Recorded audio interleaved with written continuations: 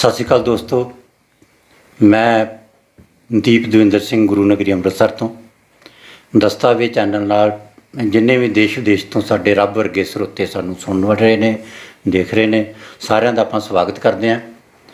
ਅੱਜ ਅਸੀਂ ਬਹੁਤ ਹੀ ਆਪਣੇ ਸਾਹਿਤ ਦੇ ਵਿੱਚ ਜਿਨ੍ਹਾਂ ਦਾ ਬੜਾ ਸਤਿਕਾਰ ਨਾਲ ਨਾਂ ਲਿਆ ਜਾਂਦਾ ਹੈ, ਡਾਕਟਰ ਇਕਬਾਲ ਕੁਰਸੌਂਦ ਹੋਰੀ, ਉਹਨਾਂ ਦੇ ਗ੍ਰਹਿ 'ਚ ਆਏ ਹਾਂ, ਉਹਨਾਂ ਦੇ ਘਰ 'ਚ ਆਏ ਹਾਂ ਅਤੇ ਬਹੁਤ ਗੈਰ ਰਸਮੀ ਸਾਡੀ ਉਹਨਾਂ ਨਾਲ ਮੁਲਾਕਾਤ ਹੈ। ਕੋਈ ਪਲੈਨ ਨਹੀਂ ਹੈ। ਬੜੀਆਂ ਨਿੱਕੀਆਂ ਨਿੱਕੀਆਂ ਅਸੀਂ ਪਰਿਵਾਰਕ ਗੱਲਾਂ ਜਿਹੜੀਆਂ ਪਰਿਵਾਰ ਦੇ ਹਵਾਲੇ ਦੇ ਨਾਲ ਨਿੱਕੀਆਂ ਨਿੱਕੀਆਂ ਗੱਲਾਂ ਤੁਹਾਡੇ ਵਾਸਤੇ ਉਹਨਾਂ ਕੋਲੋਂ ਲੈ ਕੇ ਆਏ ਹਾਂ ਅਤੇ ਮੈਂ ਸਵਾਗਤ ਕਰਦਾ ਜਿੱਥੇ ਨਾਲ ਡਾਕਟਰ ਇਕਬਾਲ ਕੁਰਸੌਂਦ ਸਾਡੇ ਨਾਲ ਨੇ, ਨਾਲ ਹੀ ਉਹਨਾਂ ਦੇ ਪਤੀ ਅਤੇ ਬਹੁਤ ਹੀ ਸਤਿਕਾਰਤ ਹਸਤੀ ਪ੍ਰਿੰਸੀਪਲ ਨਰੋਤਮ ਸਿੰਘ ਹੋਰੀ ਉਹ ਵੀ ਸਾਡੇ ਨਾਲ ਨੇ। ਆਪਾਂ ਇਹਨਾਂ ਕੋਲੋਂ ਜ਼ਿੰਦਗੀ ਦੇ ਤਜਰਬਿਆਂ ਦੀਆਂ ਗੱਲਾਂ ਜਿੱਥੇ ਪੁੱਛਣੀਆਂ ਨੇ, ਉੱਥੇ ਜਿਹੜੀਆਂ ਇਤਿਹਾਸ 'ਚ ਵੱਡੀਆਂ ਘਟਨਾਵਾਂ ਵਾਪਰੀਆਂ ਉਹਨਾਂ ਦੀਆਂ ਗੱਲਾਂ ਕਰਨੀਆਂ ਨੇ, ਇਹਨਾਂ ਦੀਆਂ ਸਾਹਿਤ ਦੀਆਂ ਗੱਲਾਂ ਕਰਨੀਆਂ ਨੇ। ਇਹ ਉਹ ਪੀੜ੍ਹੀ ਹੈ ਜਿਨ੍ਹਾਂ ਨੇ ਇਤਿਹਾਸ ਦਾ ਪਹੀਆ ਅੱਖੀਂ ਗਿੜਦਾ ਵੇਖਿਆ, ਜਿਨ੍ਹਾਂ ਨੇ ਕਾਫਲੇ ਆਉਂਦੇ ਜਾਂਦੇ ਵੇਖੇ, ਜਿਨ੍ਹਾਂ ਨੇ ਲੋਕਾਂ ਨੂੰ ਲੁੱਟੀਂਦਾ ਵੇਖਿਆ, ਬਚਾਉਣ ਵਾਲੇ ਲੋਕਾਂ ਨੂੰ ਜਿਨ੍ਹਾਂ ਨੇ ਆਪਣੀਆਂ ਅੱਖਾਂ ਨਾਲ ਦੇਖਿਆ, ਧੀਆਂ ਨੂੰ ਉਧਾੜਦਿਆਂ ਦੇ ਦੁੱਖ ਜਿਹੜੇ ਆ ਜਿਨ੍ਹਾਂ ਨੇ ਬਹੁਤ ਸੁਣੇ, ਬਹੁਤ ਵੇਖੇ ਅਤੇ ਬਹੁਤ ਪਰਖੇ। ਆਪਾਂ ਇਹਨਾਂ ਨਾਲ ਬਹੁਤ ਛੋਟੀਆਂ ਛੋਟੀਆਂ ਗੱਲਾਂ ਰਾਹੀਂ ਸਾਂਝ ਪਾਉਣ ਲੱਗ ਗਏ ਹਾਂ। ਆਪਾਂ ਸਵਾਗਤ ਕਰੀਏ ਸਭ ਤੋਂ ਪਹਿਲਾਂ ਡਾਕਟਰ ਇਕਬਾਲ ਕੁਰਸੌਂਦ ਹੋਰਾਂ ਦਾ। ਭੈਣ ਜੀ ਬਹੁਤ ਸਤਿ ਸ਼੍ਰੀ ਅਕਾਲ ਅਤੇ ਤੁਹਾਡਾ ਦਸਤਾਵੇਜ਼ ਚੈਨਲ ਦੇ ਉੱਤੇ ਆਪਾਂ ਕਰਦੇ ਹਾਂ ਸਵਾਗਤ। ਸਭ ਤੋਂ ਪਹਿਲਾਂ ਤੁਸੀਂ ਸਾਨੂੰ ਆਪਣੇ ਬਾਰੇ ਦੱਸੋ ਕਿ ਤੁਹਾਡਾ ਜਨਮ, ਆਪਣਾ ਪਿੰਡ ਅਤੇ ਆਪਣੀ ਪੜ੍ਹਾਈ ਬਾਰੇ ਆਪਾਂ ਦਰਸ਼ਕਾਂ ਨਾਲ ਅਗਲੀ ਸਾਂਝ ਪਾਈਏ। ਮੇਰਾ ਜਨਮ ਪਿੰਡ ਪੇਕੇ ਛੱਜਲ ਵੱਡੀ, ਜ਼ਿਲ੍ਹਾ ਅੰਮ੍ਰਿਤਸਰ ਹੈ। ਬਚਪਨ ਤੋਂ ਹੀ ਅਜੇ 8 ਸਾਲ ਦੀ ਸਾਂ ਜਦੋਂ ਦੇਸ਼ ਭਗਤ ਪਿਤਾ ਜੀ ਜਿਹੜੇ ਸੀ ਸ਼ਹੀਦ ਹੋ ਗਏ 1947 ਦੀ ਵੰਡ 'ਚ, ਬਚਾਉਂਦੇ ਮੁਸਲਮਾਨਾਂ ਨੂੰ ਕਾਫਲੇ ਤੱਕ ਪਹੁੰਚਾਉਂਦੇ।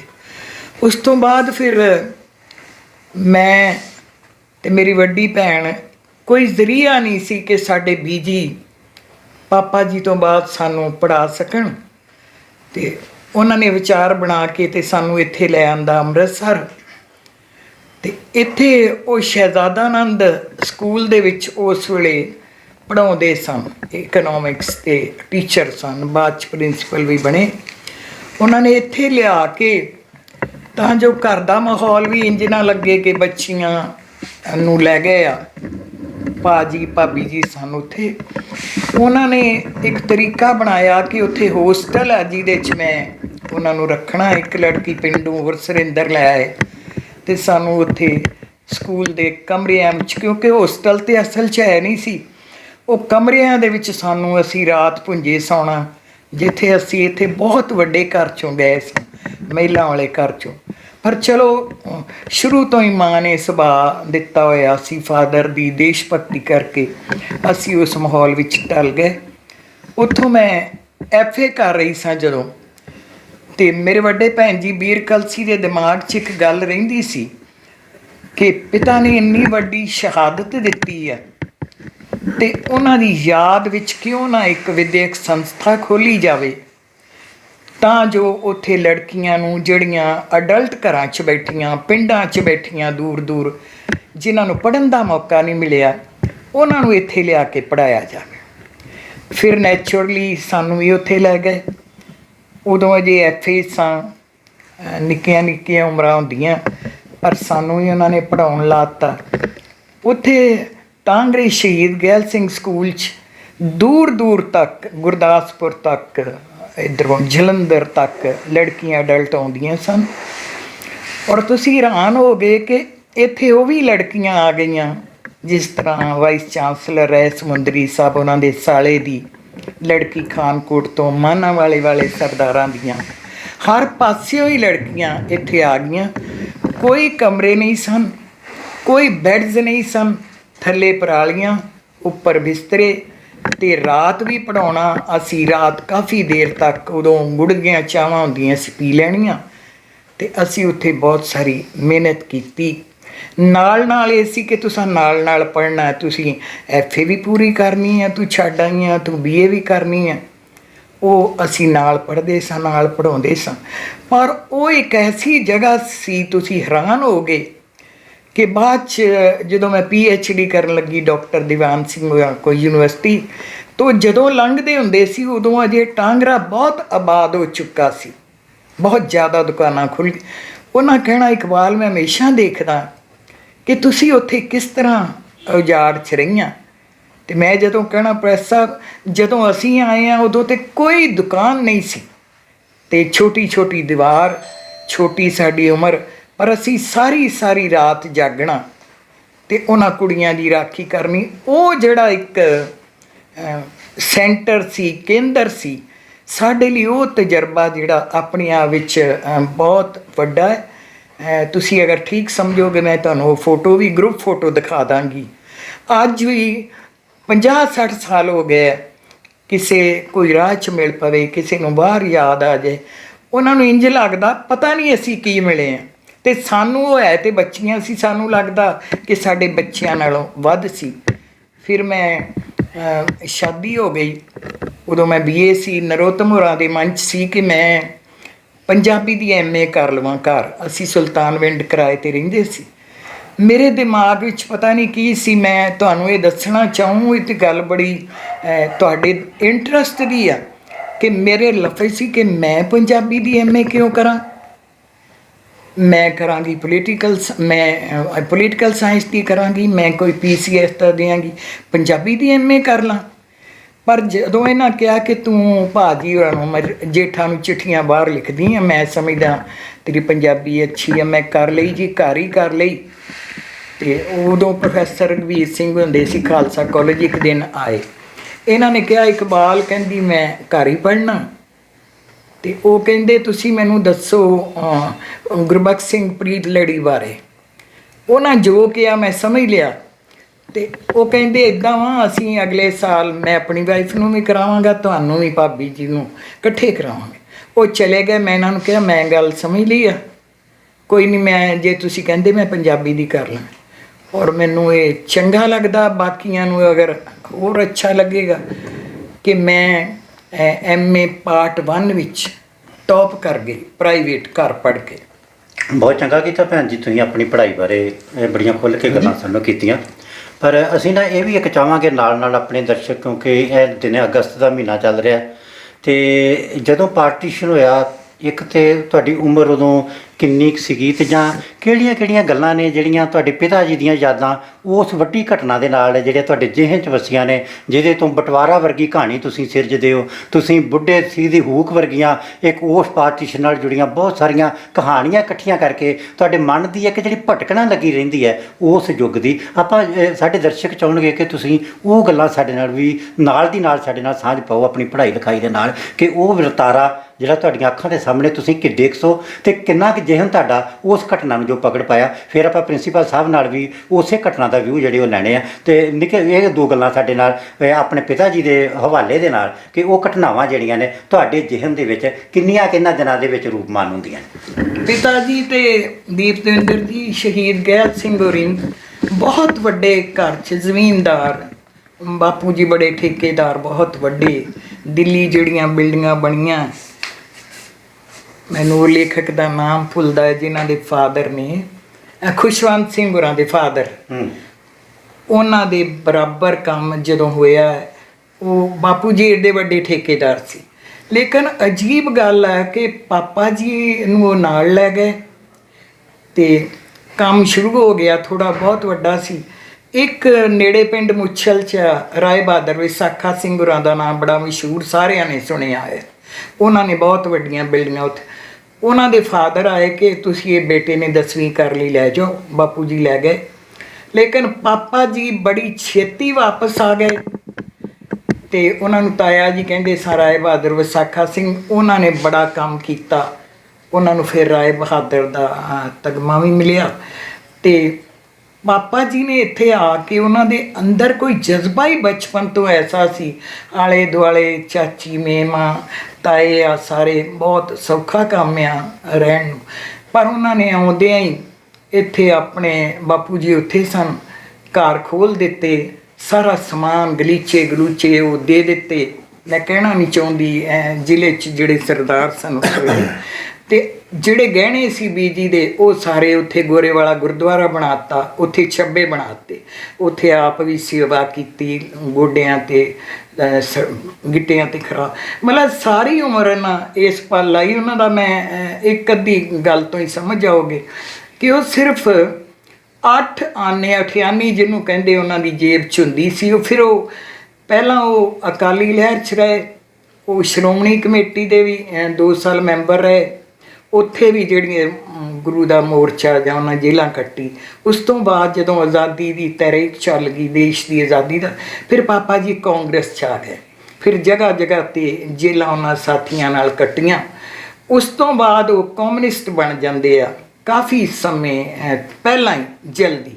ਫਿਰ ਉਹ ਰੋਜ਼ ਪਾਰਟੀ ਦਫ਼ਤਰ ਇੱਥੇ ਅੰਮ੍ਰਿਤਸਰ ਆਉਂਦੇ ਸੀ, ਸਾਈਕਲ ਨਵਾਂ ਰੱਖਦੇ ਸੀ, ਖੱਦਰ ਦੇ ਕੱਪੜੇ। ਜਦੋਂ ਉਹ ਉਹਨਾਂ ਦੀ ਡੈਥ ਹੁੰਦੀ, ਉਸ ਤੋਂ ਮੈਨੂੰ ਇੰਨੀ ਕੁ ਸਿਆਣ ਆ, ਮੇਰੀ ਉਮਰ ਤੇ 8 ਸਾਲ ਦੀ ਸੀ, ਕਿ ਉਹ ਖੜੇ ਸੀ ਵੱਡੇ ਸਾਰੇ ਵਿਹੜੇ 'ਚ, ਤੇ ਬੀਜੀ ਨੂੰ ਕਹਿਣ ਲੱਗੇ ਬਈ ਤੁਸੀਂ ਇੱਦਾਂ ਕਰੋ, ਕਿੱਕਰ ਦਾ ਸੱਕ ਲੈ ਕੇ ਨਾ ਤੇ 2 ਮੈਨੂੰ ਕੁੜਤੇ ਪਜਾਮੇ 2 ਜੋੜੇ ਬਣਾ ਦਿਓ, ਮੈਲੇ ਹੋ ਜਾਂਦੇ ਆ। ਇਹ ਕਹਿ ਕੇ ਉਹ ਸਾਈਕਲ ਲੈ ਕੇ ਚਲੇ ਗਏ। ਬਸ ਉਸ ਤੋਂ ਬਾਅਦ ਫਿਰ ਉਹ ਵਾਪਸ ਨਹੀਂ ਆਏ। ਇੱਥੇ ਜਦੋਂ ਆਏ ਆ ਤੇ ਐਕਚੁਅਲੀ ਕਿਉਂਕਿ ਉਹਨਾਂ ਨੇ ਤੇ ਕਾਫਲਿਆਂ ਤੇ ਬਚਾਇਆ ਸੀ, ਉਹ ਇੱਕ ਵੱਖਰਾ ਚੈਪਟਰ ਆ। ਉਹ ਗੱਲ ਪਾਉਂਦੀ ਨਹੀਂ ਸੀ। ਉਹ ਸੁਜਾਨ ਸਿੰਘ ਹੋਰਾਂ ਦੀ ਕਹਾਣੀ ਮਨੁੱਖ ਤੇ ਪਸ਼ੂ ਵੀ ਆ, ਮੇਰੀ ਬਟਵਾਰਾ ਉਹ ਸੱਚੀ ਕਹਾਣੀ ਆ। ਉਹਨਾਂ ਨੂੰ ਫਿਰ ਰਾਹ 'ਚ ਹੀ ਕੋਸ਼ਿਸ਼ ਤੇ ਹਰ ਰੋਜ਼ ਹੀ ਹੁੰਦੀ ਸੀ, ਔਰ ਉਸ ਦਿਨ ਉਹਨਾਂ ਨੂੰ ਪਿੱਛੋਂ ਜੀਪ ਮਾਰ ਕੇ ਉਹਨਾਂ ਨੂੰ ਮਾਰ ਦਿੱਤਾ ਗਿਆ। ਫੂਲਾ ਸਿੰਘ ਬੁਰਜ ਲਿਆਂਦਾ ਕਿ ਅਸੀਂ ਇੱਕ ਮੁਸਲਮਾਨ ਲਿਆਂਦਾ, ਵਾਲ ਕੱਟ ਦਿੱਤੇ, ਬਸ ਫਿਰ ਸ਼ਹੀਦ ਕਰ ਦਿੱਤਾ ਗਿਆ। ਉਹਨਾਂ ਦੀ ਇਹ ਬੜੀ ਕਹਾਣੀ ਆ, ਪਰ ਕਿਸ ਤਰ੍ਹਾਂ ਉਹਨਾਂ ਨੇ ਬਚਾਇਆ ਉਹ ਮੈਂ ਅੱਖਾਂ ਦੇ ਨਾਲ ਵੇਖਿਆ। ਕਿ ਜਿਸ ਦਿਨ ਰੌਲਾ ਪੈ ਗਿਆ ਸੀ ਵੀ ਜਾਣਾ ਜਾਣਾ, ਤੇ ਸਾਰੇ ਮੁਸਲਮਾਨਾਂ ਨਾਲ ਪਿਆਰ ਸੀ। ਅਸੀਂ ਵੀ ਬੇਬੇ ਉਮਰੀ ਦੇ ਘਰ ਚਲੇ ਜਾਣਾ, ਸੇਵੀਆਂ ਖਾਣੀਆਂ, ਉੱਥੇ ਹੀ ਸੌਂ ਜਾਣਾ, ਉਹਦੀਆਂ ਕੁੜੀਆਂ ਸੀ, ਸਾਰੇ ਬਹੁਤ ਪਿਆਰ ਸੀ। ਤੇ ਉਹ ਜਿਸ ਵੇਲੇ ਉਹਨਾਂ ਤਿਆਰੀ ਤੂਰੀ ਕੀਤੀ, ਅਖੀਰੀ ਦਿਨ ਪਾਪਾ ਜੀ ਪਹਿਲਾਂ ਕਹਿੰਦੇ ਰਹੇ ਵੀ ਠਹਿਰ ਜਾਓ, ਪਰ ਉਹਨਾਂ ਕਿਹਾ ਨਹੀਂ ਹੁਣ ਆਪਾਂ ਲੈ ਚੱਲੀ। ਪਿੰਡ ਦੇ ਸਾਰੇ ਹਿੰਦੂ ਲੈ ਕੇ, ਸਿੱਖ ਲੈ ਕੇ, ਟਾਂਗੇ ਤਿਆਰ ਕਰਕੇ ਉਹ ਕਿਤਾਬ ਜਿਹੜੀ ਆ ਦੇਸ਼ ਵੰਡ ਦੀ ਮੈਂ ਸੰਪਾਦਿਤ ਕੀਤੀ। ਉਹਦੀ ਕਹਾਣੀ ਵਿੱਚ ਆ ਕਿ ਕਿਸ ਤਰ੍ਹਾਂ ਉਹਨਾਂ ਨੇ ਉਹ ਗੱਡੀਆਂ ਰਾਹੀਂ ਪਾਪਾ ਜੀ ਕੋਲ ਲੈਂਪਾਂ ਸੀ, ਨਾਲ ਨਾਲ ਹੌਸਲਾ ਬਣਾ ਕੇ ਉਹ ਰੋਂਦੇ ਸੀ। ਸਰਦਾਰਾ ਸਾਡਾ ਪਿੰਡ ਆ, ਅਸੀਂ ਜੰਮੇ ਆ। ਫਿਰ ਉਹਨਾਂ ਨੂੰ ਖਲਚੀਆਂ ਛੱਡ ਕੇ ਆਏ। ਬਸ ਉਸ ਤੋਂ ਜਲਦੀ ਬਾਅਦ, ਕਿਉਂਕਿ ਮੁਸਲਮਾਨਾਂ ਨੂੰ ਬਚਾਇਆ ਸੀ, ਬੜਾ ਵੱਡਾ ਇੱਕ ਇਤਿਹਾਸਕ ਘਟਨਾ ਸੀ ਵੀ ਇੰਨੇ ਲੋਕਾਂ ਨੂੰ ਬਚਾਉਣਾ ਸੇਫ, ਫਿਰ ਉਹਨਾਂ ਦਾ ਕਤਲ ਕਰ ਦਿੱਤਾ ਜਾਂਦਾ। ਉਸ ਤੋਂ ਉਸ ਸਮੇਂ ਮੈਂ ਫਿਰ ਉੱਪਰ ਚੜ੍ਹ ਕੇ, ਸ਼ੁਰੂ ਤੋਂ ਹੀ ਜਜ਼ਬਾ ਤੇ ਸੰਸਕਾਰ ਸੀ, ਉੱਪਰ ਚੜ੍ਹ ਕੇ ਦੇਖਦੀ ਹੁੰਦੀ ਸੀ। ਇਹ ਤੁਹਾਡੇ ਵੀ ਸਮਝਣ ਵਾਲੀ, ਕਿੱਦਾਂ ਕਾਫਲੇ ਜਾਂਦੇ ਸੀ, ਚਿੱਟੀ ਲਾਈਨ ਬਣੀ ਹੁੰਦੀ ਸੀ ਜਰਨੈਲੀ ਸੜਕ ਉੱਤੇ, ਜਿਸ ਤਰ੍ਹਾਂ ਹੌਲੀ ਹੌਲੀ ਉਹ ਸੁਸਰੀ ਦੀ ਤੋਰੇ ਚੱਲਦੇ ਸੀ। ਔਰ ਇੰਨਾ ਸੀ ਕਿ ਉੱਦਣ ਹੀ ਵੱਡੇ ਘਰ ਦੀ ਵੱਡੀ ਮਿਆਨੀ 'ਚ ਆ ਕੇ ਸੌਂ ਗਏ। ਬੀਜੀ ਨੇ ਕਿਹਾ ਇੱਥੇ, ਕਹਿੰਦੇ ਅੱਜ ਉਹਨਾਂ ਸਾਰਿਆਂ ਨੇ ਸੜਕਾਂ 'ਤੇ ਰੁਲਣਾ, ਮੈਂ ਕਿਸ ਤਰ੍ਹਾਂ। ਇਹ ਤਾਂ ਹੋਰ ਤੁਸੀਂ ਕੁਝ ਪੁੱਛਣਾ ਚਾਹੋ? ਫਿਰ ਇਹ ਕਹਾਣੀ ਮੇਰੇ ਦਿਮਾਗ 'ਚ ਮੈਂ ਵੇਖੀ ਸੀ, ਤੇ ਫਿਰ ਜਦੋਂ ਮੈਂ ਇੱਕ ਆਪਣਾ ਕਹਾਣੀ ਸੰਗ੍ਰਹਿ ਕੀਤਾ ਬਟਵਾਰਾ, ਤੇ ਫਿਰ ਮੇਰੇ ਦਿਮਾਗ 'ਚ ਆਇਆ ਜੇ ਮੇਰੀ ਰਹਿ ਜਾਣੀ ਸੀ, ਬੜੇ ਮੈਂ ਦੇਖਣੇ ਕਹਾਣੀ ਸੰਗ੍ਰਹਿ, ਬਹੁਤ ਕਹਾਣੀਆਂ, ਤੇ ਜੇ ਮੈਂ ਐਡੀ ਵੱਡੀ ਘਟਨਾ ਰਹਿ ਜਾਣੀ ਸੀ ਮੇਰੇ ਮਨ 'ਚ ਨਾ ਆਉਂਦਾ, ਤੇ ਕਈ ਆਉਣਗੇ ਜਿਨ੍ਹਾਂ ਦੇ ਮਨਾਂ 'ਚ ਹੋਣਗੀਆਂ। ਜਿਸ ਵੇਲੇ ਕਾਲ ਦਿੱਤੀ, ਮੈਂ ਰਿਣੀ ਆ ਉਹਨਾਂ ਦੀ, ਧੰਨਵਾਦੀ ਆ ਸਾਰੇ ਕਹਾਣੀਕਾਰਾਂ ਦੀ, ਕਿ ਇੱਕ ਆਵਾਜ਼ ਦੇ ਉੱਤੇ ਉਹਨਾਂ ਕਿੰਨੇ ਮਾਣ ਨਾਲ 35-36 ਕਹਾਣੀਆਂ ਦਿੱਤੀਆਂ। ਹੁਣ ਵੀ ਹੁੰਦਾ ਹੈ। ਤਾਂ ਉਹ ਕਿਤਾਬ ਦੀਆਂ 2 ਐਡੀਸ਼ਨਾਂ ਛਪ ਗਈਆਂ, ਤੀਸਰੀ ਸ਼ੁਰੂ ਆ। ਪ੍ਰੋਫੈਸਰ ਸ਼ਮੀਰ ਸਿੰਘ ਹੋਰੀਆਂ, ਹੋਰ ਵੀ ਕਈ ਤੇ ਮੈਂ ਉਹਨਾਂ ਨੂੰ ਕਹਿੰਦੀ ਕੋਈ ਗੱਲ ਨਹੀਂ, ਮੈਂ ਉਹਨਾਂ ਨਾਲ ਗੱਲ ਕਰ ਲਈ ਹੈ। ਜਿੰਨੇ ਕਿਸੇ ਨੇ ਅੱਖੀਂ ਵੇਖਿਆ ਤੇ ਅਸੀਂ ਤੁਹਾਨੂੰ ਜ਼ਰੂਰ ਮੌਕਾ ਦਿਆਂ। ਜਿੰਨੀਆਂ ਵੀ ਗੱਲਾਂ ਸਾਡੇ ਦਸਤਾਵੇਜ਼ ਚੈਨਲ ਨਾਲ ਦੋਸਤ ਜੁੜੇ ਸੁਣ ਰਹੇ ਆ, ਮਨ ਭਰਦਾ ਹੈ ਜਦੋਂ ਆਪਾਂ ਉਸ ਘਟਨਾ ਨੂੰ ਸੁਣਦੇ ਹਾਂ। ਅੱਜ ਪੌਣੀ ਸਦੀ ਉਸ ਗੱਲ ਨੂੰ ਹੋ ਗਈ ਹੈ। ਉਹ ਪੀੜ੍ਹੀ ਜਿਨ੍ਹਾਂ ਨੇ ਉਹ ਵੱਡਾ ਦੁਖਾਂਤ ਜਿਹੜਾ ਆਪਣੇ ਪਿੰਡੇ ਤੇ ਹੰਡਾਇਆ, ਉਹ ਇੱਥੋਂ ਤੁਰ ਗਈ ਹੈ। ਸਾਡੇ ਇਹ ਲੋਕ ਨੇ ਜਿਹੜੇ ਸਾਨੂੰ ਆਪਣੀਆਂ ਅੱਖਾਂ ਨਾਲ ਵੇਖੀਆਂ ਗੱਲਾਂ ਦੱਸਦੇ ਨੇ। ਜਿੱਥੇ ਮੈਡਮ ਇਕਬਾਲ ਕੌਰ ਹੋਰਾਂ ਨੇ, ਕਿਉਂਕਿ ਉਹ ਆਪ ਬੜੇ ਵਿਦਵਾਨ ਨੇ, ਗੁਰੂ ਨਾਨਕ ਦੇਵ ਯੂਨੀਵਰਸਿਟੀ ਦੇ ਵਿੱਚ ਭਗਤ ਨਾਮਦੇਵ ਚੇਅਰ ਦੇ ਮੁਖੀ ਵਜੋਂ ਵੀ ਉਹਨਾਂ ਨੇ ਆਪਣੀਆਂ ਸੇਵਾਵਾਂ ਨਿਭਾਈਆਂ ਨੇ, ਅਤੇ ਲੰਬਾ ਅੰਤਰਾਲ ਉਹਨਾਂ ਨੇ ਪੰਜਾਬੀ ਡਿਪਾਰਟਮੈਂਟ 'ਚ ਇੱਥੇ ਪੜ੍ਹਾਇਆ ਵੀ ਆ। ਮੈਂ ਹੁਣ ਨਾਲ ਹੀ, ਕਿਉਂਕਿ ਪ੍ਰਿੰਸੀਪਲ ਸਾਹਿਬ ਕੋ ਵੀ ਇੱਕ ਆਪਣਾ ਅਨੁਭਵ ਹੈ, ਇਹ ਲਗਭਗ ਇਹਨਾਂ ਦੀ ਸਮ ਉਮਰ ਹੈ, ਅਤੇ ਇਹਨਾਂ ਦਾ ਪਿੰਡ ਵੀ ਇਹਨਾਂ ਦੇ ਲਾਗੇ ਬੰਨੇ ਹੋਣ ਕਰਕੇ ਬਹੁਤ ਸਾਰੀਆਂ ਗੱਲਾਂ ਇਹਨਾਂ ਦੇ ਵੀ ਚੇਤਿਆਂ 'ਚ ਵਸੀਆਂ ਨੇ ਕਿ ਉਹ ਲੋਕ ਕਿਸ ਤਰ੍ਹਾਂ ਜਿਹੜੇ ਹੈ, ਕਿੰਨਾ ਦੁਸ਼ਵਾਰੀਆਂ 'ਚੋਂ ਦੀ ਲੰਘ ਕੇ ਗਏ। ਉਹ ਸਾਰਾ ਮਾਹੌਲ ਜਿਹੜਾ ਹੈ, ਮੈਂ ਪ੍ਰਿੰਸੀਪਲ ਸਾਹਿਬ ਨੂੰ ਵੀ ਬੇਨਤੀ ਕਰੂੰਗਾ ਕਿ ਜੋ ਉਹਨਾਂ ਵੇਲਿਆਂ ਦੇ ਵਿੱਚ ਤੁਸੀਂ ਆਪਣੀਆਂ ਅੱਖਾਂ ਦੇ ਨਾਲ ਜਾਂ ਆਪਣੇ ਕੰਨਾਂ ਦੇ ਨਾਲ ਸੁਣਿਆ, ਉਹ ਵੀ ਸਾਡੇ ਦਰਸ਼ਕਾਂ ਦੇ ਨਾਲ ਇੱਕ ਦੋ ਗੱਲਾਂ ਜਿਹੜੀਆਂ ਉਹ ਸਾਡੇ ਨਾਲ ਸਾਂਝ ਪਾਓ। ਸਾਡੇ ਹੁਣ ਬਚਪਨ ਦੀਆਂ ਗੱਲਾਂ 8-9 ਸਾਲ ਦੇ 10 ਸਾਲ ਦੇ ਅੰਦਰ ਮੇਰੀ ਏਜ ਸੀ ਉਦੋਂ, ਲੇਕਿਨ ਸਾਨੂੰ ਕਿਊਰੀਓਸਿਟੀ ਹੁੰਦੀ ਸੀ ਵੇਖਣ ਦੀ ਵੀ ਆਲੇ ਦੁਆਲੇ ਕੀ ਹੋ ਰਿਹਾ। ਸੁਣੀਦਾ ਵੀ ਸੀ ਵੀ ਰੌਲੇ ਪੈ ਗਏ ਪਾਕਿਸਤਾਨ ਤੇ ਮੁਸਲਮਾਨ ਜਿਹੜੇ ਨਾ, ਉਹ ਹੁਣ ਸਾਨੂੰ ਸਮਝਦੇ ਵੀ ਧਾਰੜ ਕੀ ਸੀ ਉੱਥੇ ਲੋਕ ਮੁਸਲਮਾਨਾਂ ਦੇ ਇਕੱਠੇ ਕੈਂਪ ਬਣਾ ਕੇ ਇਕੱਠੇ ਕੀਤੇ ਸੀ। ਉੱਥੋਂ ਇਕੱਠਿਆਂ ਨੂੰ ਪਾਕਿਸਤਾਨ ਲਿਜਾਣ ਦਾ ਬੰਦੋਬਸਤ ਕਰਨਾ ਸੀ। ਇਸੇ ਤਰ੍ਹਾਂ ਕੈਂਪ ਇੱਕ ਉੱਥੇ ਖਲਚੀਆਂ ਸੀਗਾ, ਉੱਥੇ ਆਲੇ ਦੁਆਲੇ ਪਿੰਡਾਂ ਦੇ ਲੋਕ ਉੱਥੇ ਇਕੱਠੇ ਹੋਏ ਹੁੰਦੇ ਸੀ, ਜੋ ਸਾਨੂੰ ਰੀਅਲਾਈਜੇਸ਼ਨ ਹੁਣ ਹੁੰਦੀ ਹੈ। ਤੋ ਮੁਸਲਮਾਨ ਹਨੇਰੇ ਸਵੇਰੇ ਆਪਣੇ ਘਰ ਬਾਹਰ ਛੱਡ ਕੇ ਇਹਨਾਂ ਥਾਵਾਂ ਸੇਫ ਥਾਵਾਂ 'ਤੇ ਪਹੁੰਚਣ ਦੀ ਕੋਸ਼ਿਸ਼ ਕਰਦੇ ਸੀ। ਜੋ ਇੱਕ ਅੱਖੀਂ ਵੇਖਿਆ ਹਾਲ ਅਸੀਂ ਵੇਖਿਆ, ਸਾਨੂੰ ਇਹ ਕਿਊਰੀਓਸਿਟੀ ਹੁੰਦੀ ਸੀ ਵੀ ਦੇਖੀਏ ਕਿ ਕਿੱਧਰ ਨੂੰ ਜਾਂਦੇ ਮੁਸਲਮਾਨ, ਕਿੱਥੋਂ ਦੀ ਜਾਂਦੇ।